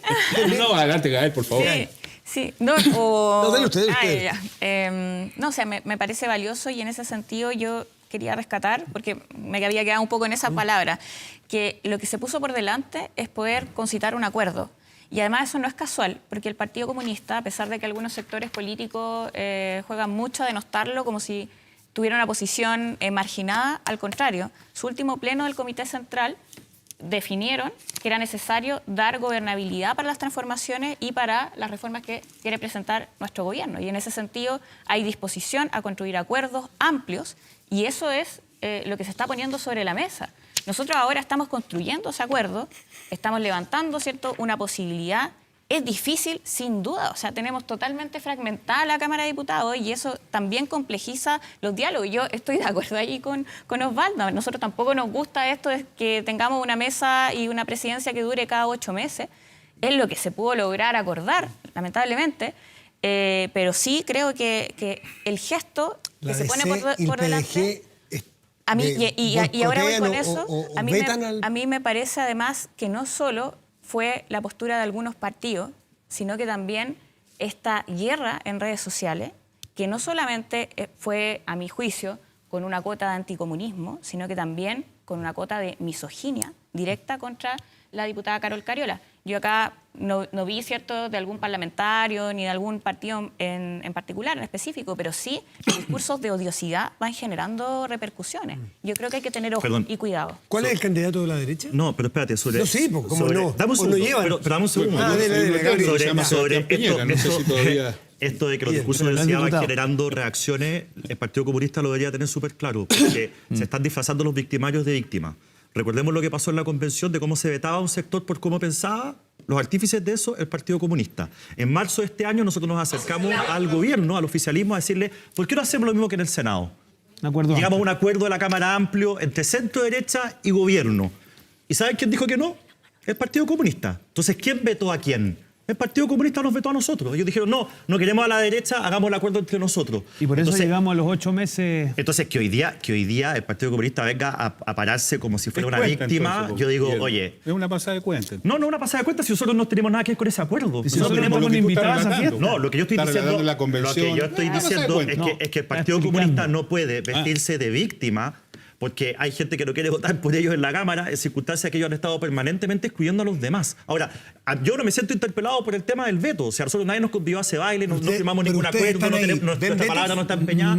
Nosotros hoy día estamos haciendo un acuerdo amplio con gente centro-izquierda que estuvo por el rechazo, otra incluso que estuvo por el apruebo, pero que están desencantados con lo que está haciendo el gobierno. Exacto. Y esperamos mañana tener las mayorías por sobre las que tiene Aprodignidad y el gobierno para instalar a alguien nuestro en la mesa. Oye, y perdón, votos lo dirán. Para ofrecerle yo propuse a Diego Chalper, pero no quiso. Esto tiene algo bueno, en mi opinión. ¿Qué tiene? Es que, mire, cuando tenemos un sistema político tan fragmentado, en que además en la Cámara se nota una diversidad interesante, por decirlo elegantemente, ¿no? Tal vez un poco exageradamente interesante, el que se vayan decantando las cosas, que los partidos, las agrupaciones vayan tomando posición, yo creo que le hace bien a la política. Si la democracia cristiana entiende que su etos tiene más bien que ver con la centro derecha, bueno, está muy bien, que lo decía una vez por todas, se está dividiendo. Mire, no hay nada peor en política que cuando uno se encuentra con algunos personajes o agrupaciones que son un poco de todo y terminan siendo nada. Y yo creo que si el partido de la gente también va a tomar una decisión y se va a acercar hacia la centro derecha, alguna oferta le tienen que hacer. Yo no creo que se le haya ocurrido a ellos solos. Probablemente alguna muestra de simpatía recibieron de parte de ustedes. A mí me parece bien, me parece sano. Diego Chalper, a ver. No, muy cortito. ¿Es verdad que tienen algún acuerdo con parte de la centroizquierda? Está bien, sí. Mira, yo de las conjeturas de Osvaldo no me puedo hacer cargo. Lo que sí me puedo hacer cargo... No, de la realidad. ¿El diputado Leiva sería el nombre de ustedes? Mira, escúchame. Si tú hoy día revisas... Los porfiados de ellos decían... Escúchame, si tú hoy día revisas una entrevista que da un senador comunista en el diario El Mercurio. ¿Qué dice? Se volvió eso. Que la derecha no es un actor válido para conversar. Imagínate. Entonces tú comprenderás que un gobierno... Y acto seguido acusa que ellos son vetados. Increíble. Entonces tú comprenderás que un gobierno que necesita conciliar acuerdos, que necesita ir a la búsqueda de personas que legítimamente no han compartido su programa de gobierno, especialmente, Osvaldo, cuando el presidente Boric tiene un dilema que espero que hoy día resuelvan en el famoso cónclave, que es que si va a ser un gobierno del Boric de primera vuelta o el Boric de segunda vuelta. Y esa es una pregunta que nos hacemos todos los días. Yo tengo un cuento maravilloso, para eso. Oye, para cerrar mi punto, si el senador Núñez hoy día del Partido Comunista dice que la centro derecha no es válida, tú comprenderás que de ahí en adelante la posibilidad de construir en común es bastante poco. Entonces yo le sugiero al gobierno que vea con buenos ojos en que en la Cámara de Diputados y en el Senado hay alguien de oposición a la cabeza. Porque eso no solo lo va a instar a tener que buscar acuerdos, sino que le va a permitir equilibrio al país. Por eso estamos peleando, Osvaldo Andrade, porque hayan equilibrio en esa dirección. ¿Su voto sería el diputado Leiva, no? No, tranquilidad en el mundo. ¿Su voto sería el diputado Leiva para que presida la Cámara? Nosotros creemos que tiene que haber alguien de oposición a la cabeza, y hasta donde entiendo el diputado Leiva, aunque en seguridad tiene votaciones muy interesantes, sigue siendo alguien de gobierno. Oye, las declaraciones del senador Núñez van a tener repercusión, lo adelanto al tiro. porque le hace la pregunta a propósito, bueno, de varios temas, pero si el senador Núñez del Partido Comunista dice que nosotros no somos una parte, un interlocutor, un actor válido para llegar a acuerdo, lo conversábamos con Diego antes de entrar acá, hay que replantearse si vamos a seguir conversando con el Partido Comunista en el acuerdo constituyente. ¿Usted está de acuerdo con que la derecha no es un interlocutor válido en política? Habrá que buscar cuarto séptimo en otra parte, parece. En el Congreso es el espacio del diálogo, el Congreso es el espacio de interlocución, lo hacemos continuamente. Yo, la verdad, no voy a referirme a las palabras de... ¿Pero cómo las interpreta? Que él tiene ¿Las comparte al menos? Yo, ¿Nos encuentras válidos?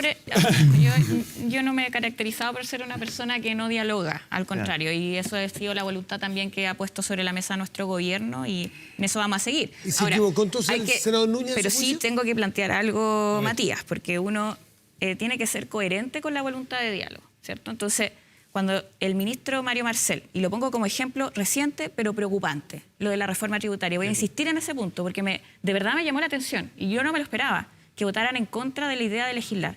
Votar en contra de la idea de legislar es prácticamente decirte no quiero avanzar en el proyecto. Entonces, yo eso lo encontré una señal que en el fondo me están diciendo, no, queremos obstaculizar, no queremos avanzar, no queremos llegar a un punto de encuentro. Y con el ministro Mario Marcel, Matías, o sea, no quiero decir que acá sea un ministro radical ni que vaya a plantear propuestas descabelladas. Al contrario, el ministro ha planteado una propuesta tributaria que de hecho se respalda por distintos actores y que no son precisamente Frente Amplista o del Partido Comunista. Entonces, el problema, Matías, es que tal vez el problema que tenemos en el sistema político es que se está hablando mucho y se está haciendo poco. Entonces, cada declaración genera reacciones y este dice esto y se veta para allá y se veta...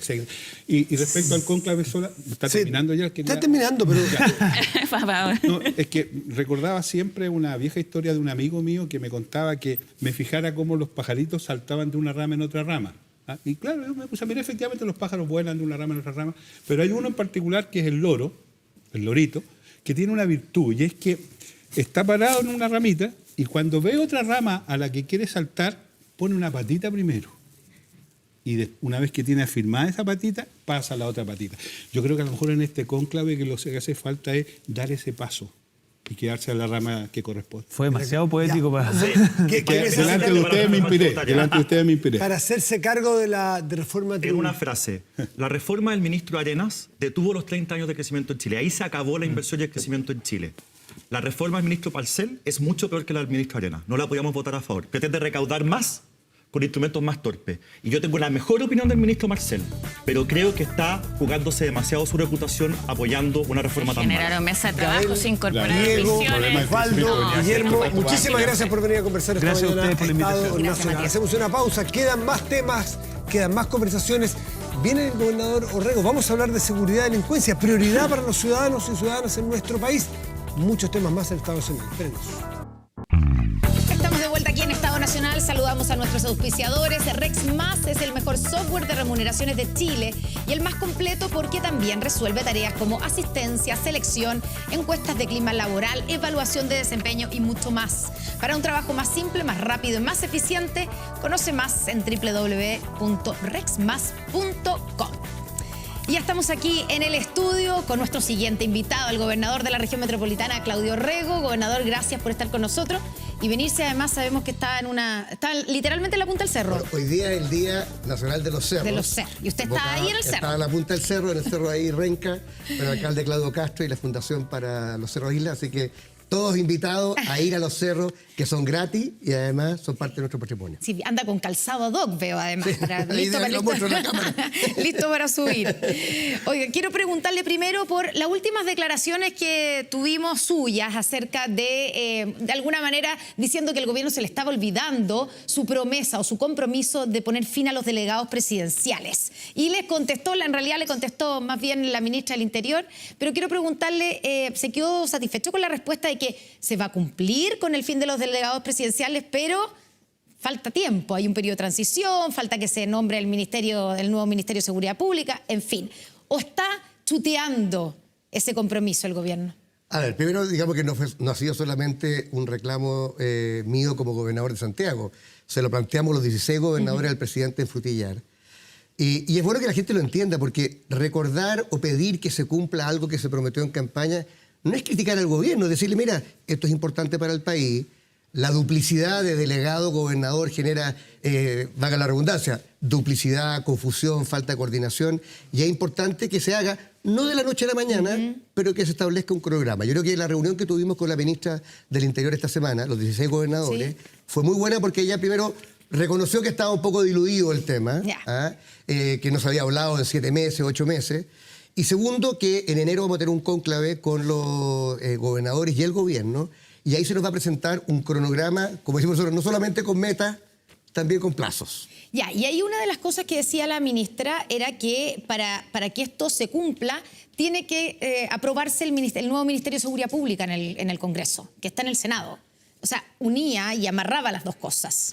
Mira, yo tengo ahí quizás un punto diferente, porque creo que si uno subordina algo tan importante desde el punto de vista político como esta reforma, a la reestructuración completa del sector de interior, además vamos a tener supuestamente nueva convención, discusión, en fin, tengo miedo que eso signifique dilatarlo permanentemente.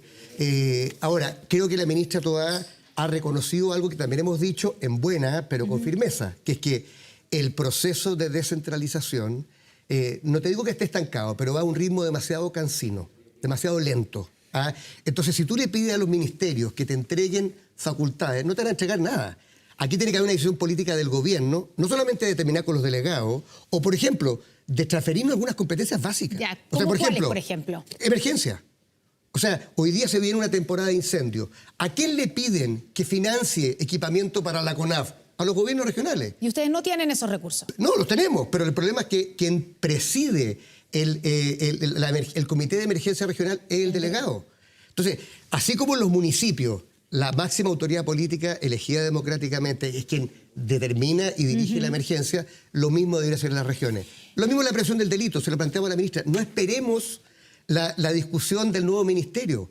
Entréguenos ahora, y lo digo a la Cámara, entréguenos ahora la facultad de prevenir el delito. Porque nosotros tenemos los recursos, estamos invirtiendo, mira, en la región metropolitana solamente 85.000 millones de pesos. Todos los gobiernos regionales, más de 200.000 millones de pesos. Hoy día viene en La Tercera un reportaje dramático de cómo ha disminuido la dotación de carabineros en turnos en las calles. Bueno, nosotros podemos colaborar. Entonces le decimos al gobierno, a usted no le sobran manos, le faltan manos, reconozca nuestro rol y denos ahora esa reforma. Ahí tienes 2 ejemplos, prevención del delito y gestión de emergencia. Me quedo con la prevención del delito, con el tema de la seguridad pública, que es sin duda la principal preocupación hoy día de los chilenos. Todos lo sabemos, el gobierno también lo sabe. Si es que les traspasaran a ustedes esas facultades, o si es que se eliminaran los delegados presidenciales y el gobierno regional estuviera a cargo también de la seguridad, ¿tendríamos mejores resultados? ¿Estaríamos más seguros hoy día? O sea, por lo menos le responderíamos directamente a la ciudadanía. O sea, yo visito 8 comunas a la semana, me relaciono con 52 alcaldes, 34 consejeros regionales. ¿Y qué es lo que me dice la gente? Bueno, yo lo elegí a usted. Hágase cargo de aquello que es mi primera prioridad. Ahora, yo creo que... ¿Y tienen ustedes cómo hacerse cargo de esa primera prioridad hoy día? Hoy día podemos hacerlo, mira, lo estamos haciendo... ¿O qué pueden hacer? Lo estamos haciendo de facto. O sea, faltan vehículos a las policías y nosotros no nos agotamos en la discusión de denme la competencia. Aquí están, 100 vehículos para la PDI. Aquí están, 25 retenes móviles para carabineros. Oye, faltan recursos en las fiscalías para poder hacer un trabajo en materia de homicidio o de violencia contra la mujer o la tercera edad. Aquí están, proyectos concretos de miles de millones de pesos. Falta televigilancia en Santiago. Es evidente, yo acabo de estar en Buenos Aires, cómo ha disminuido Buenos Aires los homicidios, los robos de vehículos. ¿Cómo? Un sistema de televigilancia coordinado. ¿Qué hace el gobierno regional? Invertimos en eso y ahora estamos creando un centro integrado. Entonces, ¿qué le digo yo al gobierno? Le digo, mire, ya lo estamos haciendo. Si usted quiere mantener para el gobierno central o el gobierno nacional la facultad de dirigir a las policías, fantástico, manténgala. Cree un Ceremi del orden público o de la seguridad. Pero denos a los gobiernos regionales lo que ya le dimos a los alcaldes el 2016. El liderazgo en la prevención del delito, porque eso no se hace bien desde el nivel central. Se requiere nivel de territorial. Y en esto no es una crítica a la Subsecretaría de Prevención del Delito, tengo una excelente relación con el subsecretario Eduardo Vergara, pero él también reconoce que los gobiernos regionales estamos haciendo mucho y tenemos un rol de coordinación y de convocatoria. Ya. ¿Cómo es la evaluación suya de cómo lo está haciendo hoy día el Estado, el gobierno central en materia de seguridad? Yo creo que como Estado todas las instituciones públicas lo estamos haciendo mal. Nunca habíamos tenido tanta sensación de temor en la población, nunca habíamos tenido tanto aumento en los delitos más graves, que son aquellos que se hacen con armas de fuego y que tienen como resultado el homicidio. Entonces, el sistema no está, estamos mal. Ahora, ¿cómo lo está haciendo el gobierno? Yo diría de menos a más. O sea, creo que el gobierno es evidente que partió minimizando la importancia del tema, quizás creyendo que era más fácil y cometiendo algunos errores no forzados. ¿Cómo cuáles? Por ejemplo, la ida a Temucuicui, entre otros. Pero lo digo también con mucho respeto. Pero yo siento que la llegada de la ministra del Interior, Carolina Toá, le ha dado como un nuevo impulso. O sea, por de pronto, nosotros veníamos proponiendo como gobernadores regionales un pacto por la seguridad. Y la ministra lo primero que dice es, ¿sabes qué más? Tomemos el pacto y pongámosle contenido. Aparte de la política, que hay que hacerla, que es de mediano y largo plazo. Cosas concretas. Ella ha propuesto un nuevo estado de excepción. Nosotros hemos dicho, bueno, denos la facultad de prevención del delito, pero también revisemos las presiones preventivas o las libertades condicionales. Apuremos proyectos que están en el Congreso. O sea, el sistema de inteligencia, todos retóricamente decimos que es fundamental para una democracia. Y sin embargo, lleva años en el Congreso. La protección de la infraestructura crítica, lo mismo. Y por último, algo muy concreto. Implementemos lo que hay. Si hay leyes. Se acaba de reformar la ley de control de armas. ¿Cómo no tenemos una fuerza de tarea que se reúne todos los días en La Moneda para implementar algo que es fundamental? Porque el crimen organizado, que es el peor flagelo que tenemos hoy día en Chile, detrás del narcotráfico, detrás del robo de madera, detrás también de las usurpaciones, detrás del robo de vehículos, sobre todo las encerronas, bueno, es el uso de armas de fuego. Entonces, yo digo, yo veo en el gobierno hoy día no quiero hablar de las dos almas, pero por lo menos quiero decir de que... Pero sí, claramente existen dos almas. Bueno, de hecho, se van a encontrar hoy día las dos almas. Yo diría lo siguiente, en materia de seguridad, o el presidente Boric es capaz de alinear a toda su coalición detrás de una postura sin complejos contra la violencia y la seguridad, o su gobierno va a seguir con problemas. O sea, es evidente hoy día, cuando tú vas a votar un estado de excepción, cuando vas a votar la infraestructura crítica, hay un tercio de Apruebo Dignidad que vota en contra de su gobierno en el tema más importante para la ciudadanía. Entonces, lo que uno dice es, si el presidente tiene que ocupar su liderazgo en algo, hoy día creo yo, es respaldar a su ministra del Interior y convocar a todas las fuerzas en un pacto de seguridad que sea del Partido Comunista hasta republicano. Porque mira, si algo los chilenos no nos perdonarían, que en este momento crítico, que estamos con la violencia peor desde la vuelta a la democracia, como lo ha dicho el subsecretario de Prevención del Delito, y a puertas de una recesión, como lo ha dicho el ministro de Hacienda, los chilenos tenemos que unirnos por lo menos en 2 o 3 temas. Ahí tenéis 2 que yo dejo sobre la mesa. Hecho el diagnóstico, gobernador, ¿cómo garantiza usted que usted como gobernador haría mejor esa pega de prevención del delito, de seguridad, que como lo está haciendo mal, como dice usted, hoy día el gobierno, el Estado? A ver, yo más que una competencia, yo creo que hay un problema de diseño institucional. No, sí, pero yo me imagino que la razón es para que resulte mejor, digamos, no peor. Para no hablar solamente de este gobierno, porque pareciera que es una polémica entre el gobernador de Santiago y el gobierno. No, esto es un tema de diseño. Cuando yo fui intendente del segundo gobierno de la presidenta Bachelet, yo me acuerdo de llevar un día una discusión a La Moneda sobre la población parinacota, en Quilicura. Y me dijeron, ¿de qué estás hablando? No, dije, mira, yo estuve allá y no se puede andar en la calle. No, tú estás exagerando. Al mes vino un reportaje de Emilio Sutherland, que fue brutal, era como estar en Juárez, en México, y en La Moneda, todas las luces rojas. Oye, ¿qué está pasando? Le dije, oye, pero si yo llevo meses hablando de este tema. Yo te puedo decir hoy día que lugares de Santiago están complicados, porque estoy todo el día en terreno, porque el gobierno nacional tiene que preocuparse de la seguridad del país, y porque los gobernadores, yo estoy todos los días, mira, llevo 26 cabildos, estamos haciendo cabildos comuna por comuna. O sea, yo sé lo que me pide la gente de Talagante, la gente de Tiltil, la gente de Pedro Aguirre Cerda, porque he estado en cabildos con ellos toda la semana. Ese es mi rol. Yo fui elegido por la ciudadanía de Santiago para representarlo, y a mí no me gusta el conocimiento genérico. O sea, hablemos de Bajos de Mena, yo digo, ¿de qué sector de Bajos de Mena? No te digo en general, sino ¿de qué sector?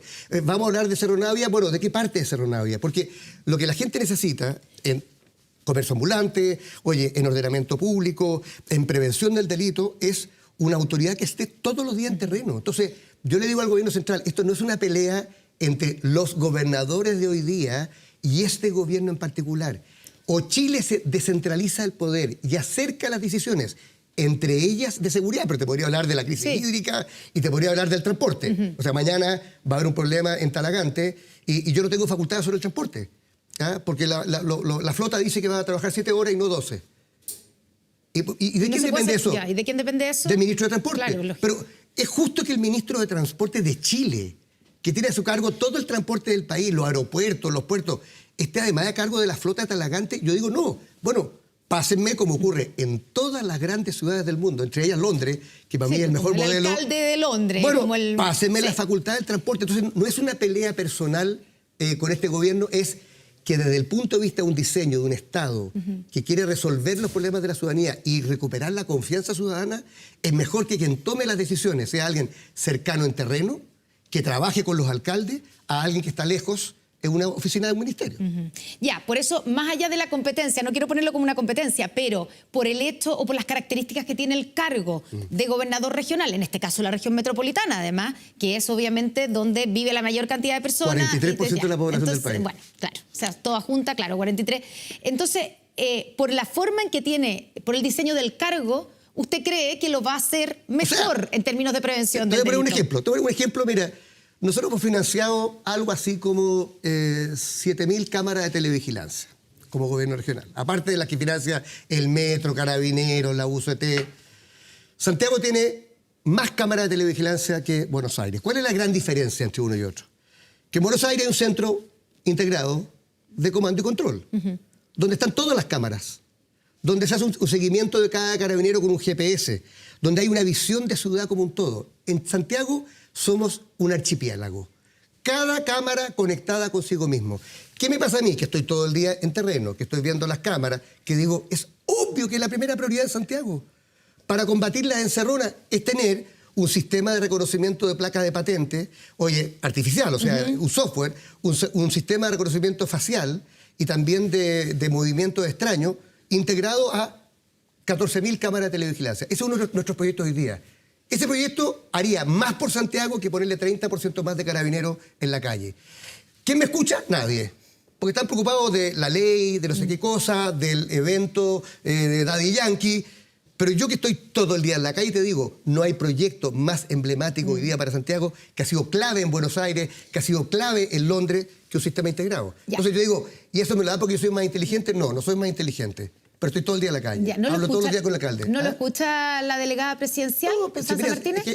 Yo tengo buenas relaciones personales, estuvimos ayer en la Teletón, lo pasamos muy bien, pero la verdad es que ella tiene un rol... Pero acaba de decir, no me escucha nadie. Ella es la que lo debiera escuchar, ¿o no? No me escucha en el sentido de que yo creo que estas atribuciones, o al menos la prevención del delito, tiene que pasar a los gobiernos regionales por diseño institucional. Pero ¿cómo lo ha hecho la delegada Martínez en ese rol que hoy día ella lo tiene que... Ella hace lo que puede con la atribución, no tiene un peso. No tiene un peso. Entonces ella convoca, pero no tiene un peso. Y honestamente, yo creo que nosotros tenemos desde el gobierno regional, por la naturaleza del cargo, y en este caso particular, además por mi experiencia de haber sido alcalde e intendente, una mayor visión de los problemas de la ciudad y de la región como un todo, de los que hay hoy día en el gobierno. Ya, yo quiero hacerle dos preguntas más. Una sobre el tema Plaza Italia y la remodelación. Quiero preguntarle si le pareció bien la propuesta que está llevando adelante la alcaldesa Matei y qué pasó con el gran proyecto de remodelación del eje Alameda-Providencia, que se hizo un concurso público, se ganó el concurso por una oficina de arquitectos en Chile, la Unibot. ¿Qué pasó con eso? Que ya pasó 3 años y todavía no vemos nada. Dijo que era puro humo. Carla Rubilar. Oye, bueno, yo lo que diría es lo siguiente. Este es un proyecto que yo le planteé al gobierno hace varios meses, hace 5 meses al presidente Boric, y él dijo que estaba dispuesto a apoyarlo. Y lo que hemos estado haciendo este tiempo, a mi juicio es más lento de lo que me gustaría, pero ahí estamos chicoteando los caracoles, es coordinar a los 5 ministerios que tienen que ver con este proyecto, porque no es un proyecto que se puede hacer solo desde la ciudad, requiere recursos, a los 4 municipios, que no es fácil, Iracy Hassler, Evelyn Matei, Felipe Muñoz, Maximiliano Ríos, y crear un equipo. Ya tenemos creado el equipo, estamos en la discusión presupuestaria, son cerca de 80 mil millones de pesos que va a costar. La idea es partir el próximo año. Y lo que hemos tratado, y le hemos hecho una invitación a los municipios, es que, por supuesto, tú no puedes polarizar todo lo que se va a hacer cerca de. Entonces, si Providencia quiere hacer una intervención ahí en el Parque Bustamante, Parque de Balmaceda, bienvenida sea, Pero en algún momento dado tenemos que sentarnos para que esto tenga una coherencia. Claro. Ahora, lo que va a pasar en Plaza Baquedano es de todo el eje, porque vamos a hacer de nuevo Pajarito, vamos a intervenir Estación Central, la Norte-Sur, pero lejos lo más complicado es Plaza Baquedano. Entonces ahí lo que nos hemos propuesto para el próximo año, 2023, es alguna intervención desde el punto de vista de obra de confianza, pero tener un nuevo proceso de participación donde todos los actores, los que viven ahí, los que trabajan ahí, los que alguna vez tuvieron algo que les pasó ahí, porque había habido dolor también, de todos, es cómo resignificamos ese lugar que sea un lugar de encuentro y no un lugar de división. Vida después de la democracia cristiana. Ya no es militante de la DC. ¿Cuál es su futuro domicilio político? ¿Amarillos o Partido Demócratas de Jimena Rincón? Mira, yo tengo hartas dudas en la vida, lo que no es malo, porque creo que andar con demasiada certeza es complicado, pero tengo algunas certezas. A ver. Primero, voy a seguir en política activa. Esta es mi vocación del alma. Era que no, pero digo, porque hay gente que le gusta estar en la política para opinar. A mí me gusta para competir, para liderar y para convocar. Pero voy para a seguir eso eso. Tener un partido. Espera, eso es lo primero. Segundo, no me gusta andar solo en la vida. No creo en los caudillismos y mucho menos no en los populismos. tiene vocación de independiente. Okay. ¿En Tercero. No, le estoy respondiendo, le voy a responder la pregunta. Yo creo que hay un espacio en la centroizquierda huérfano. Ahora, están proliferando todo tipo de iniciativas. Yo he tomado la decisión de no meterme en ninguna de ellas ahora, pero pensar con otros actores cómo poder aglutinarnos, que no necesariamente es un partido. O sea, puede ser también un movimiento, un espacio de articulación, pero yo quiero, ese es mi domicilio político, la centroizquierda. Hay mucha gente que está en partidos y que se fue de partidos. Hay movimientos que yo respeto, tengo amigos en ellos. Yo no me voy a meter ahí. Ni en amarillo ni en el Partido Demócrata. No, pero tengo una vocación, yo creo que estamos en una etapa de que florezcan mis flores, pero en algún momento dado va a haber que hacer convergencia, porque más allá de lo que decía Osvaldo Andrade, yo sí creo en un pacto de centro-izquierda para Chile, para darle gobernabilidad y también cambios sociales, sin complejos, como digo ya, sin complejos a la condena a la violencia, sin complejo al crecimiento económico y tampoco a la justicia urbana. Gobernador Claudio Rego, muchas gracias por estar con nosotros aquí esta mañana en Estado Nacional. Y nos vamos rápidamente a Cerro Castillo porque estamos a 1h30 de que comience el cónclave del oficialismo. Ahí está Marian Basso. Marian, ¿cómo está la previa del cónclave allá en Valparaíso? En Viña del Mar, en realidad. Hola, Connie, muy buenas tardes. Sí, la verdad es que un cónclave bastante esperado. Estamos a 1h30 de que comience, como tú bien decías, ya han entrado algunas autoridades. La ministra vocera de Gobierno desde temprano ya estaba acá. El presidente se vino el día de ayer al Palacio Presidencial de Cerro Castillo. La ministra de la Mujer, la ministra del Trabajo, el ministro Mario Marcel ya se encuentran adentro esperando entonces que todos los invitados ingresen para este cónclave oficialista que, como yo les decía, muy esperado porque acá el concepto clave va a ser la unidad. ¿La unidad de quiénes? Bueno, de las dos coaliciones que sustentan al gobierno del presidente Gabriel Boric, el Socialismo Democrático y Apruebo Dignidad, que desde un principio manifestaron sus diferencias y que se hicieron mucho más evidentes después del plebiscito del 4 de septiembre, donde algunos en el Socialismo Democrático pedían una reorganización de las ideas prioritarias de la agenda del gobierno, mientras que ahí Apruebo Dignidad señalaba que había que seguir con estas reformas estructurales comprometidas y ahí entonces salió este concepto del realismo sin renuncia. Vamos a ver lo que pasa el día de hoy. Yo les voy a mostrar un poco las imágenes de Juan Pablo Muñoz, lo que está sucediendo. Acá está el ingreso, ¿no es cierto?, donde entran los ministros, ministras, también los distintos parlamentarios y parlamentarias de las dos coaliciones de gobierno, tanto de Apruebo Dignidad como del Socialismo Democrático. ¿Y qué va a pasar en este cónclave? Que va a empezar a las 2 de la tarde y va a terminar a eso de las 8 de la tarde con 30 minutos con una vocería hasta el momento de la ministra del Interior y Seguridad Pública, Carolina Toa. Lo que se señala es que efectivamente el concepto clave va a ser la unidad, pero ¿cómo se logra esa unidad? Se va a hacer a través de una hoja de ruta que va a comprender desde este momento, de este instante de este cónclave oficialista hasta la próxima cuenta pública. Ahí entonces se va a hacer esta hoja de ruta de trabajo donde se busca que las dos coaliciones entonces empujen hacia el mismo sentido que lo más importante que ha hecho énfasis el gobierno, la reforma previsional, una que fue dada a conocer por el presidente de la República el día miércoles, ¿no es cierto?, en cadena nacional y que claramente concita todo el apoyo y la atención de los distintos sectores políticos para dar a conocer. Vemos ahí al director de la SECOM, Pablo Paredes, justamente quien ha organizado parte de lo que es este cónclave oficialista que se va a dar a conocer el día de hoy. Esta hoja de ruta va a ser sumamente importante porque yo les decía, ¿no es cierto?, unidad, concepto clave, lo dijo la vocera de gobierno hace algunas semanas, ahí golpeó la mesa, ¿no es cierto?, señalando que acá nadie se salva por sí solo, que hay que lograr la unidad, y el presidente de la República también decía que no se va a sacar adelante el programa de gobierno si es que las dos coaliciones no empujan juntos lo que se quiere realizar. Así que ese es el concepto, lo que se va a realizar el día de hoy, esta hoja de ruta de aquí en adelante, mesas de trabajo durante esta jornada que van a culminar entonces con la vocería de la ministra del Interior hasta el momento, con la presencia de los presidentes y presidentas de los dos partidos, de las dos coaliciones de gobierno, de Apruebo Dignidad y del Socialismo Democrático, y todos los detalles, Connie, por supuesto, estaremos dándolo a conocer en todas nuestras ediciones. Claramente, estaremos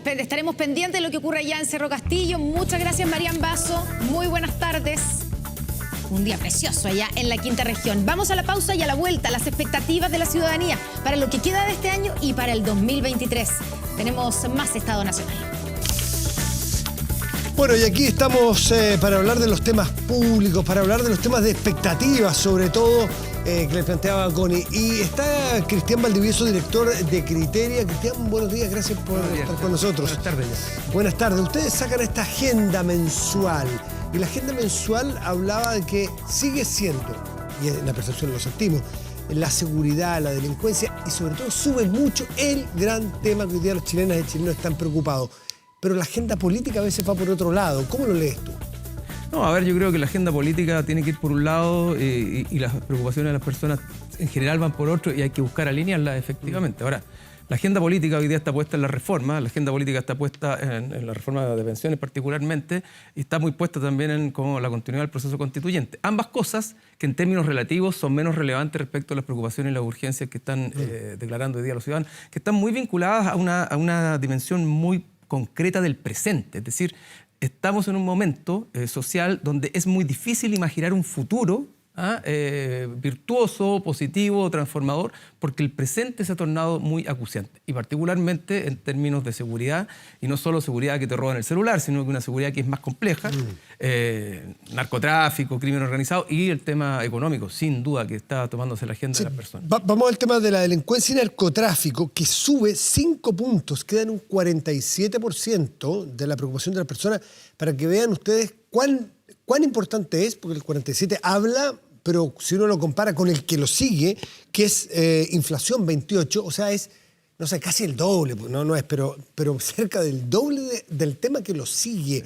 ¿Cuándo se instaló esta preocupación en la gente de manera tan diferenciada? A ver, la seguridad siempre ha sido un tema muy, muy relevante desde el punto de vista de la opinión pública, porque sin seguridad tú no puedes ejercer ni tener proyectos de vida, porque sales de la casa y te sientes amenazado. Pero eso ha sido siempre así. Siempre ha sido así, siempre ha sido uno de los temas más importantes. Lo que pasa hoy día es que la entidad que tiene el problema de la seguridad es de mayor alcance, es más gruesa, es más gordo, porque ya no es solo que te roben, no sé, por el celular, que te hagan un atraco, te fijas, en la vía pública. Hoy día la gente, cuando habla de seguridad, refiere a los portonazos, refiere a las encerronas, refiere al narcotráfico, al crimen organizado, al sicariato. Está en juego la vida y no solo una gargantilla. Cuando tú haces estudios cualitativos, conversas más en profundidad con la gente habla de sicariato, habla de muertes y de contratar personas para que asesinen a otros en función de ciertas venganzas. O sea, es algo que está mucho más instalado, y por eso es que es un tema recurrente y muy incidente en la vida de las personas.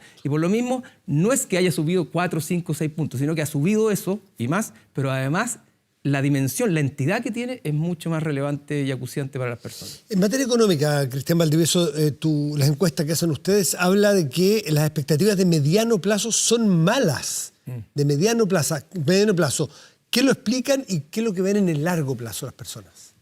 Bueno, yo creo que está bien vinculado también con el tema de la seguridad. Hay un tema que se ha hablado poco y creo que tiene que ver con con el término de la pandemia o el atenuamiento de la pandemia, que yo creo que el mismo gobierno lo vio poco. Cuando se atenúa la pandemia, cuando se empieza a terminar la pandemia, se rompen dos burbujas, no solo la sanitaria, sino que también la burbuja de la seguridad, porque la gente empieza de nuevo a desplazarse y vuelve a emerger un tema que tenía que ver con el orden público, que se había de alguna manera acotado. Y también la burbuja económica, porque no nos olvidemos que por muy mal que lo pasamos durante la pandemia, los IFE, los retiros y todo el apoyo del Estado hicieron que el consumo siguiera existiendo y se acaba todo eso. Entonces, el término de la pandemia rompe la burbuja sanitaria, pero también rompe la burbuja de la seguridad y la burbuja económica. Y hoy día las expectativas son muy malas porque efectivamente la gente siente la restricción en el consumo, siente la restricción de los ingresos, siente la inflación que día a día lo agobia con más fuerza, porque esto sube todo, los alimentos, la canasta básica sube de manera importante. Y por otro lado, las perspectivas y la proyección que se hace respecto a lo que viene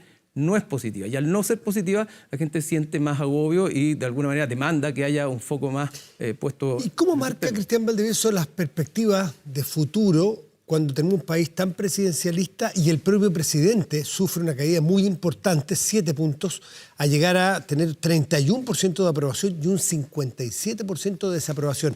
¿Cómo afecta para un chileno o chilena media el que su líder esté tan evaluado de manera tan deficiente desde el punto de vista de la confianza hacia adelante? Bueno, sin duda genera incertidumbre, pero también estamos en una sociedad y en un momento social, político y económico que genera mucha frustración.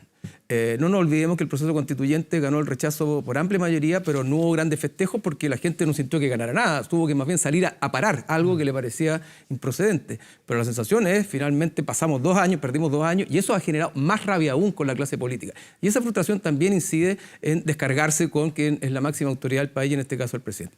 Eso por una parte. Y por la otra, evidentemente, la ciudadanía ve a un gobierno derrotado, medio groggy, lo dice de alguna manera la ministra Carolina Tobar, o lo deja entrever hoy día en una entrevista, y por otro lado, sin todavía un relato claro respecto de, bueno, cuál es la nueva promesa, cuál es la nueva oferta que el gobierno viene a hacerle a la ciudadanía una vez que quedó sin relato, ¿verdad? Su relato, su oferta al país era una oferta impugnadora de los 30 años, pero al mismo tiempo articulada sobre una nueva constitución. Y abrazaron la nueva constitución. Y al no resultar aprobada la nueva constitución, la gente ve hoy día que el gobierno está ahí medio de tumbo en tumbo buscando un rumbo. Y por eso posiblemente es el énfasis que tiene hoy día el tema previsional, que de alguna manera le permite al gobierno retomar la agenda, y vamos a ver qué significa esto. Eso te iba a decir. Y además este cónclave que está produciéndose por ahora, uno debe esperar, es que para la salida, las noticias de cuál va a ser este eje ordenador. Cristian Valdivieso, director de Criteria, muchísimas gracias por estar esta mañana con nosotros. Gracias, Matías.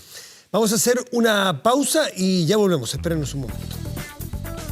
Estamos de vuelta, pero para despedirnos, Sí, Matías. porque ya vienen las noticias, porque están sucediendo noticias y vamos a estar allí para contárselos. Así que muchas gracias por acompañarnos hoy. Que tengan un muy buen domingo y una muy buena semana.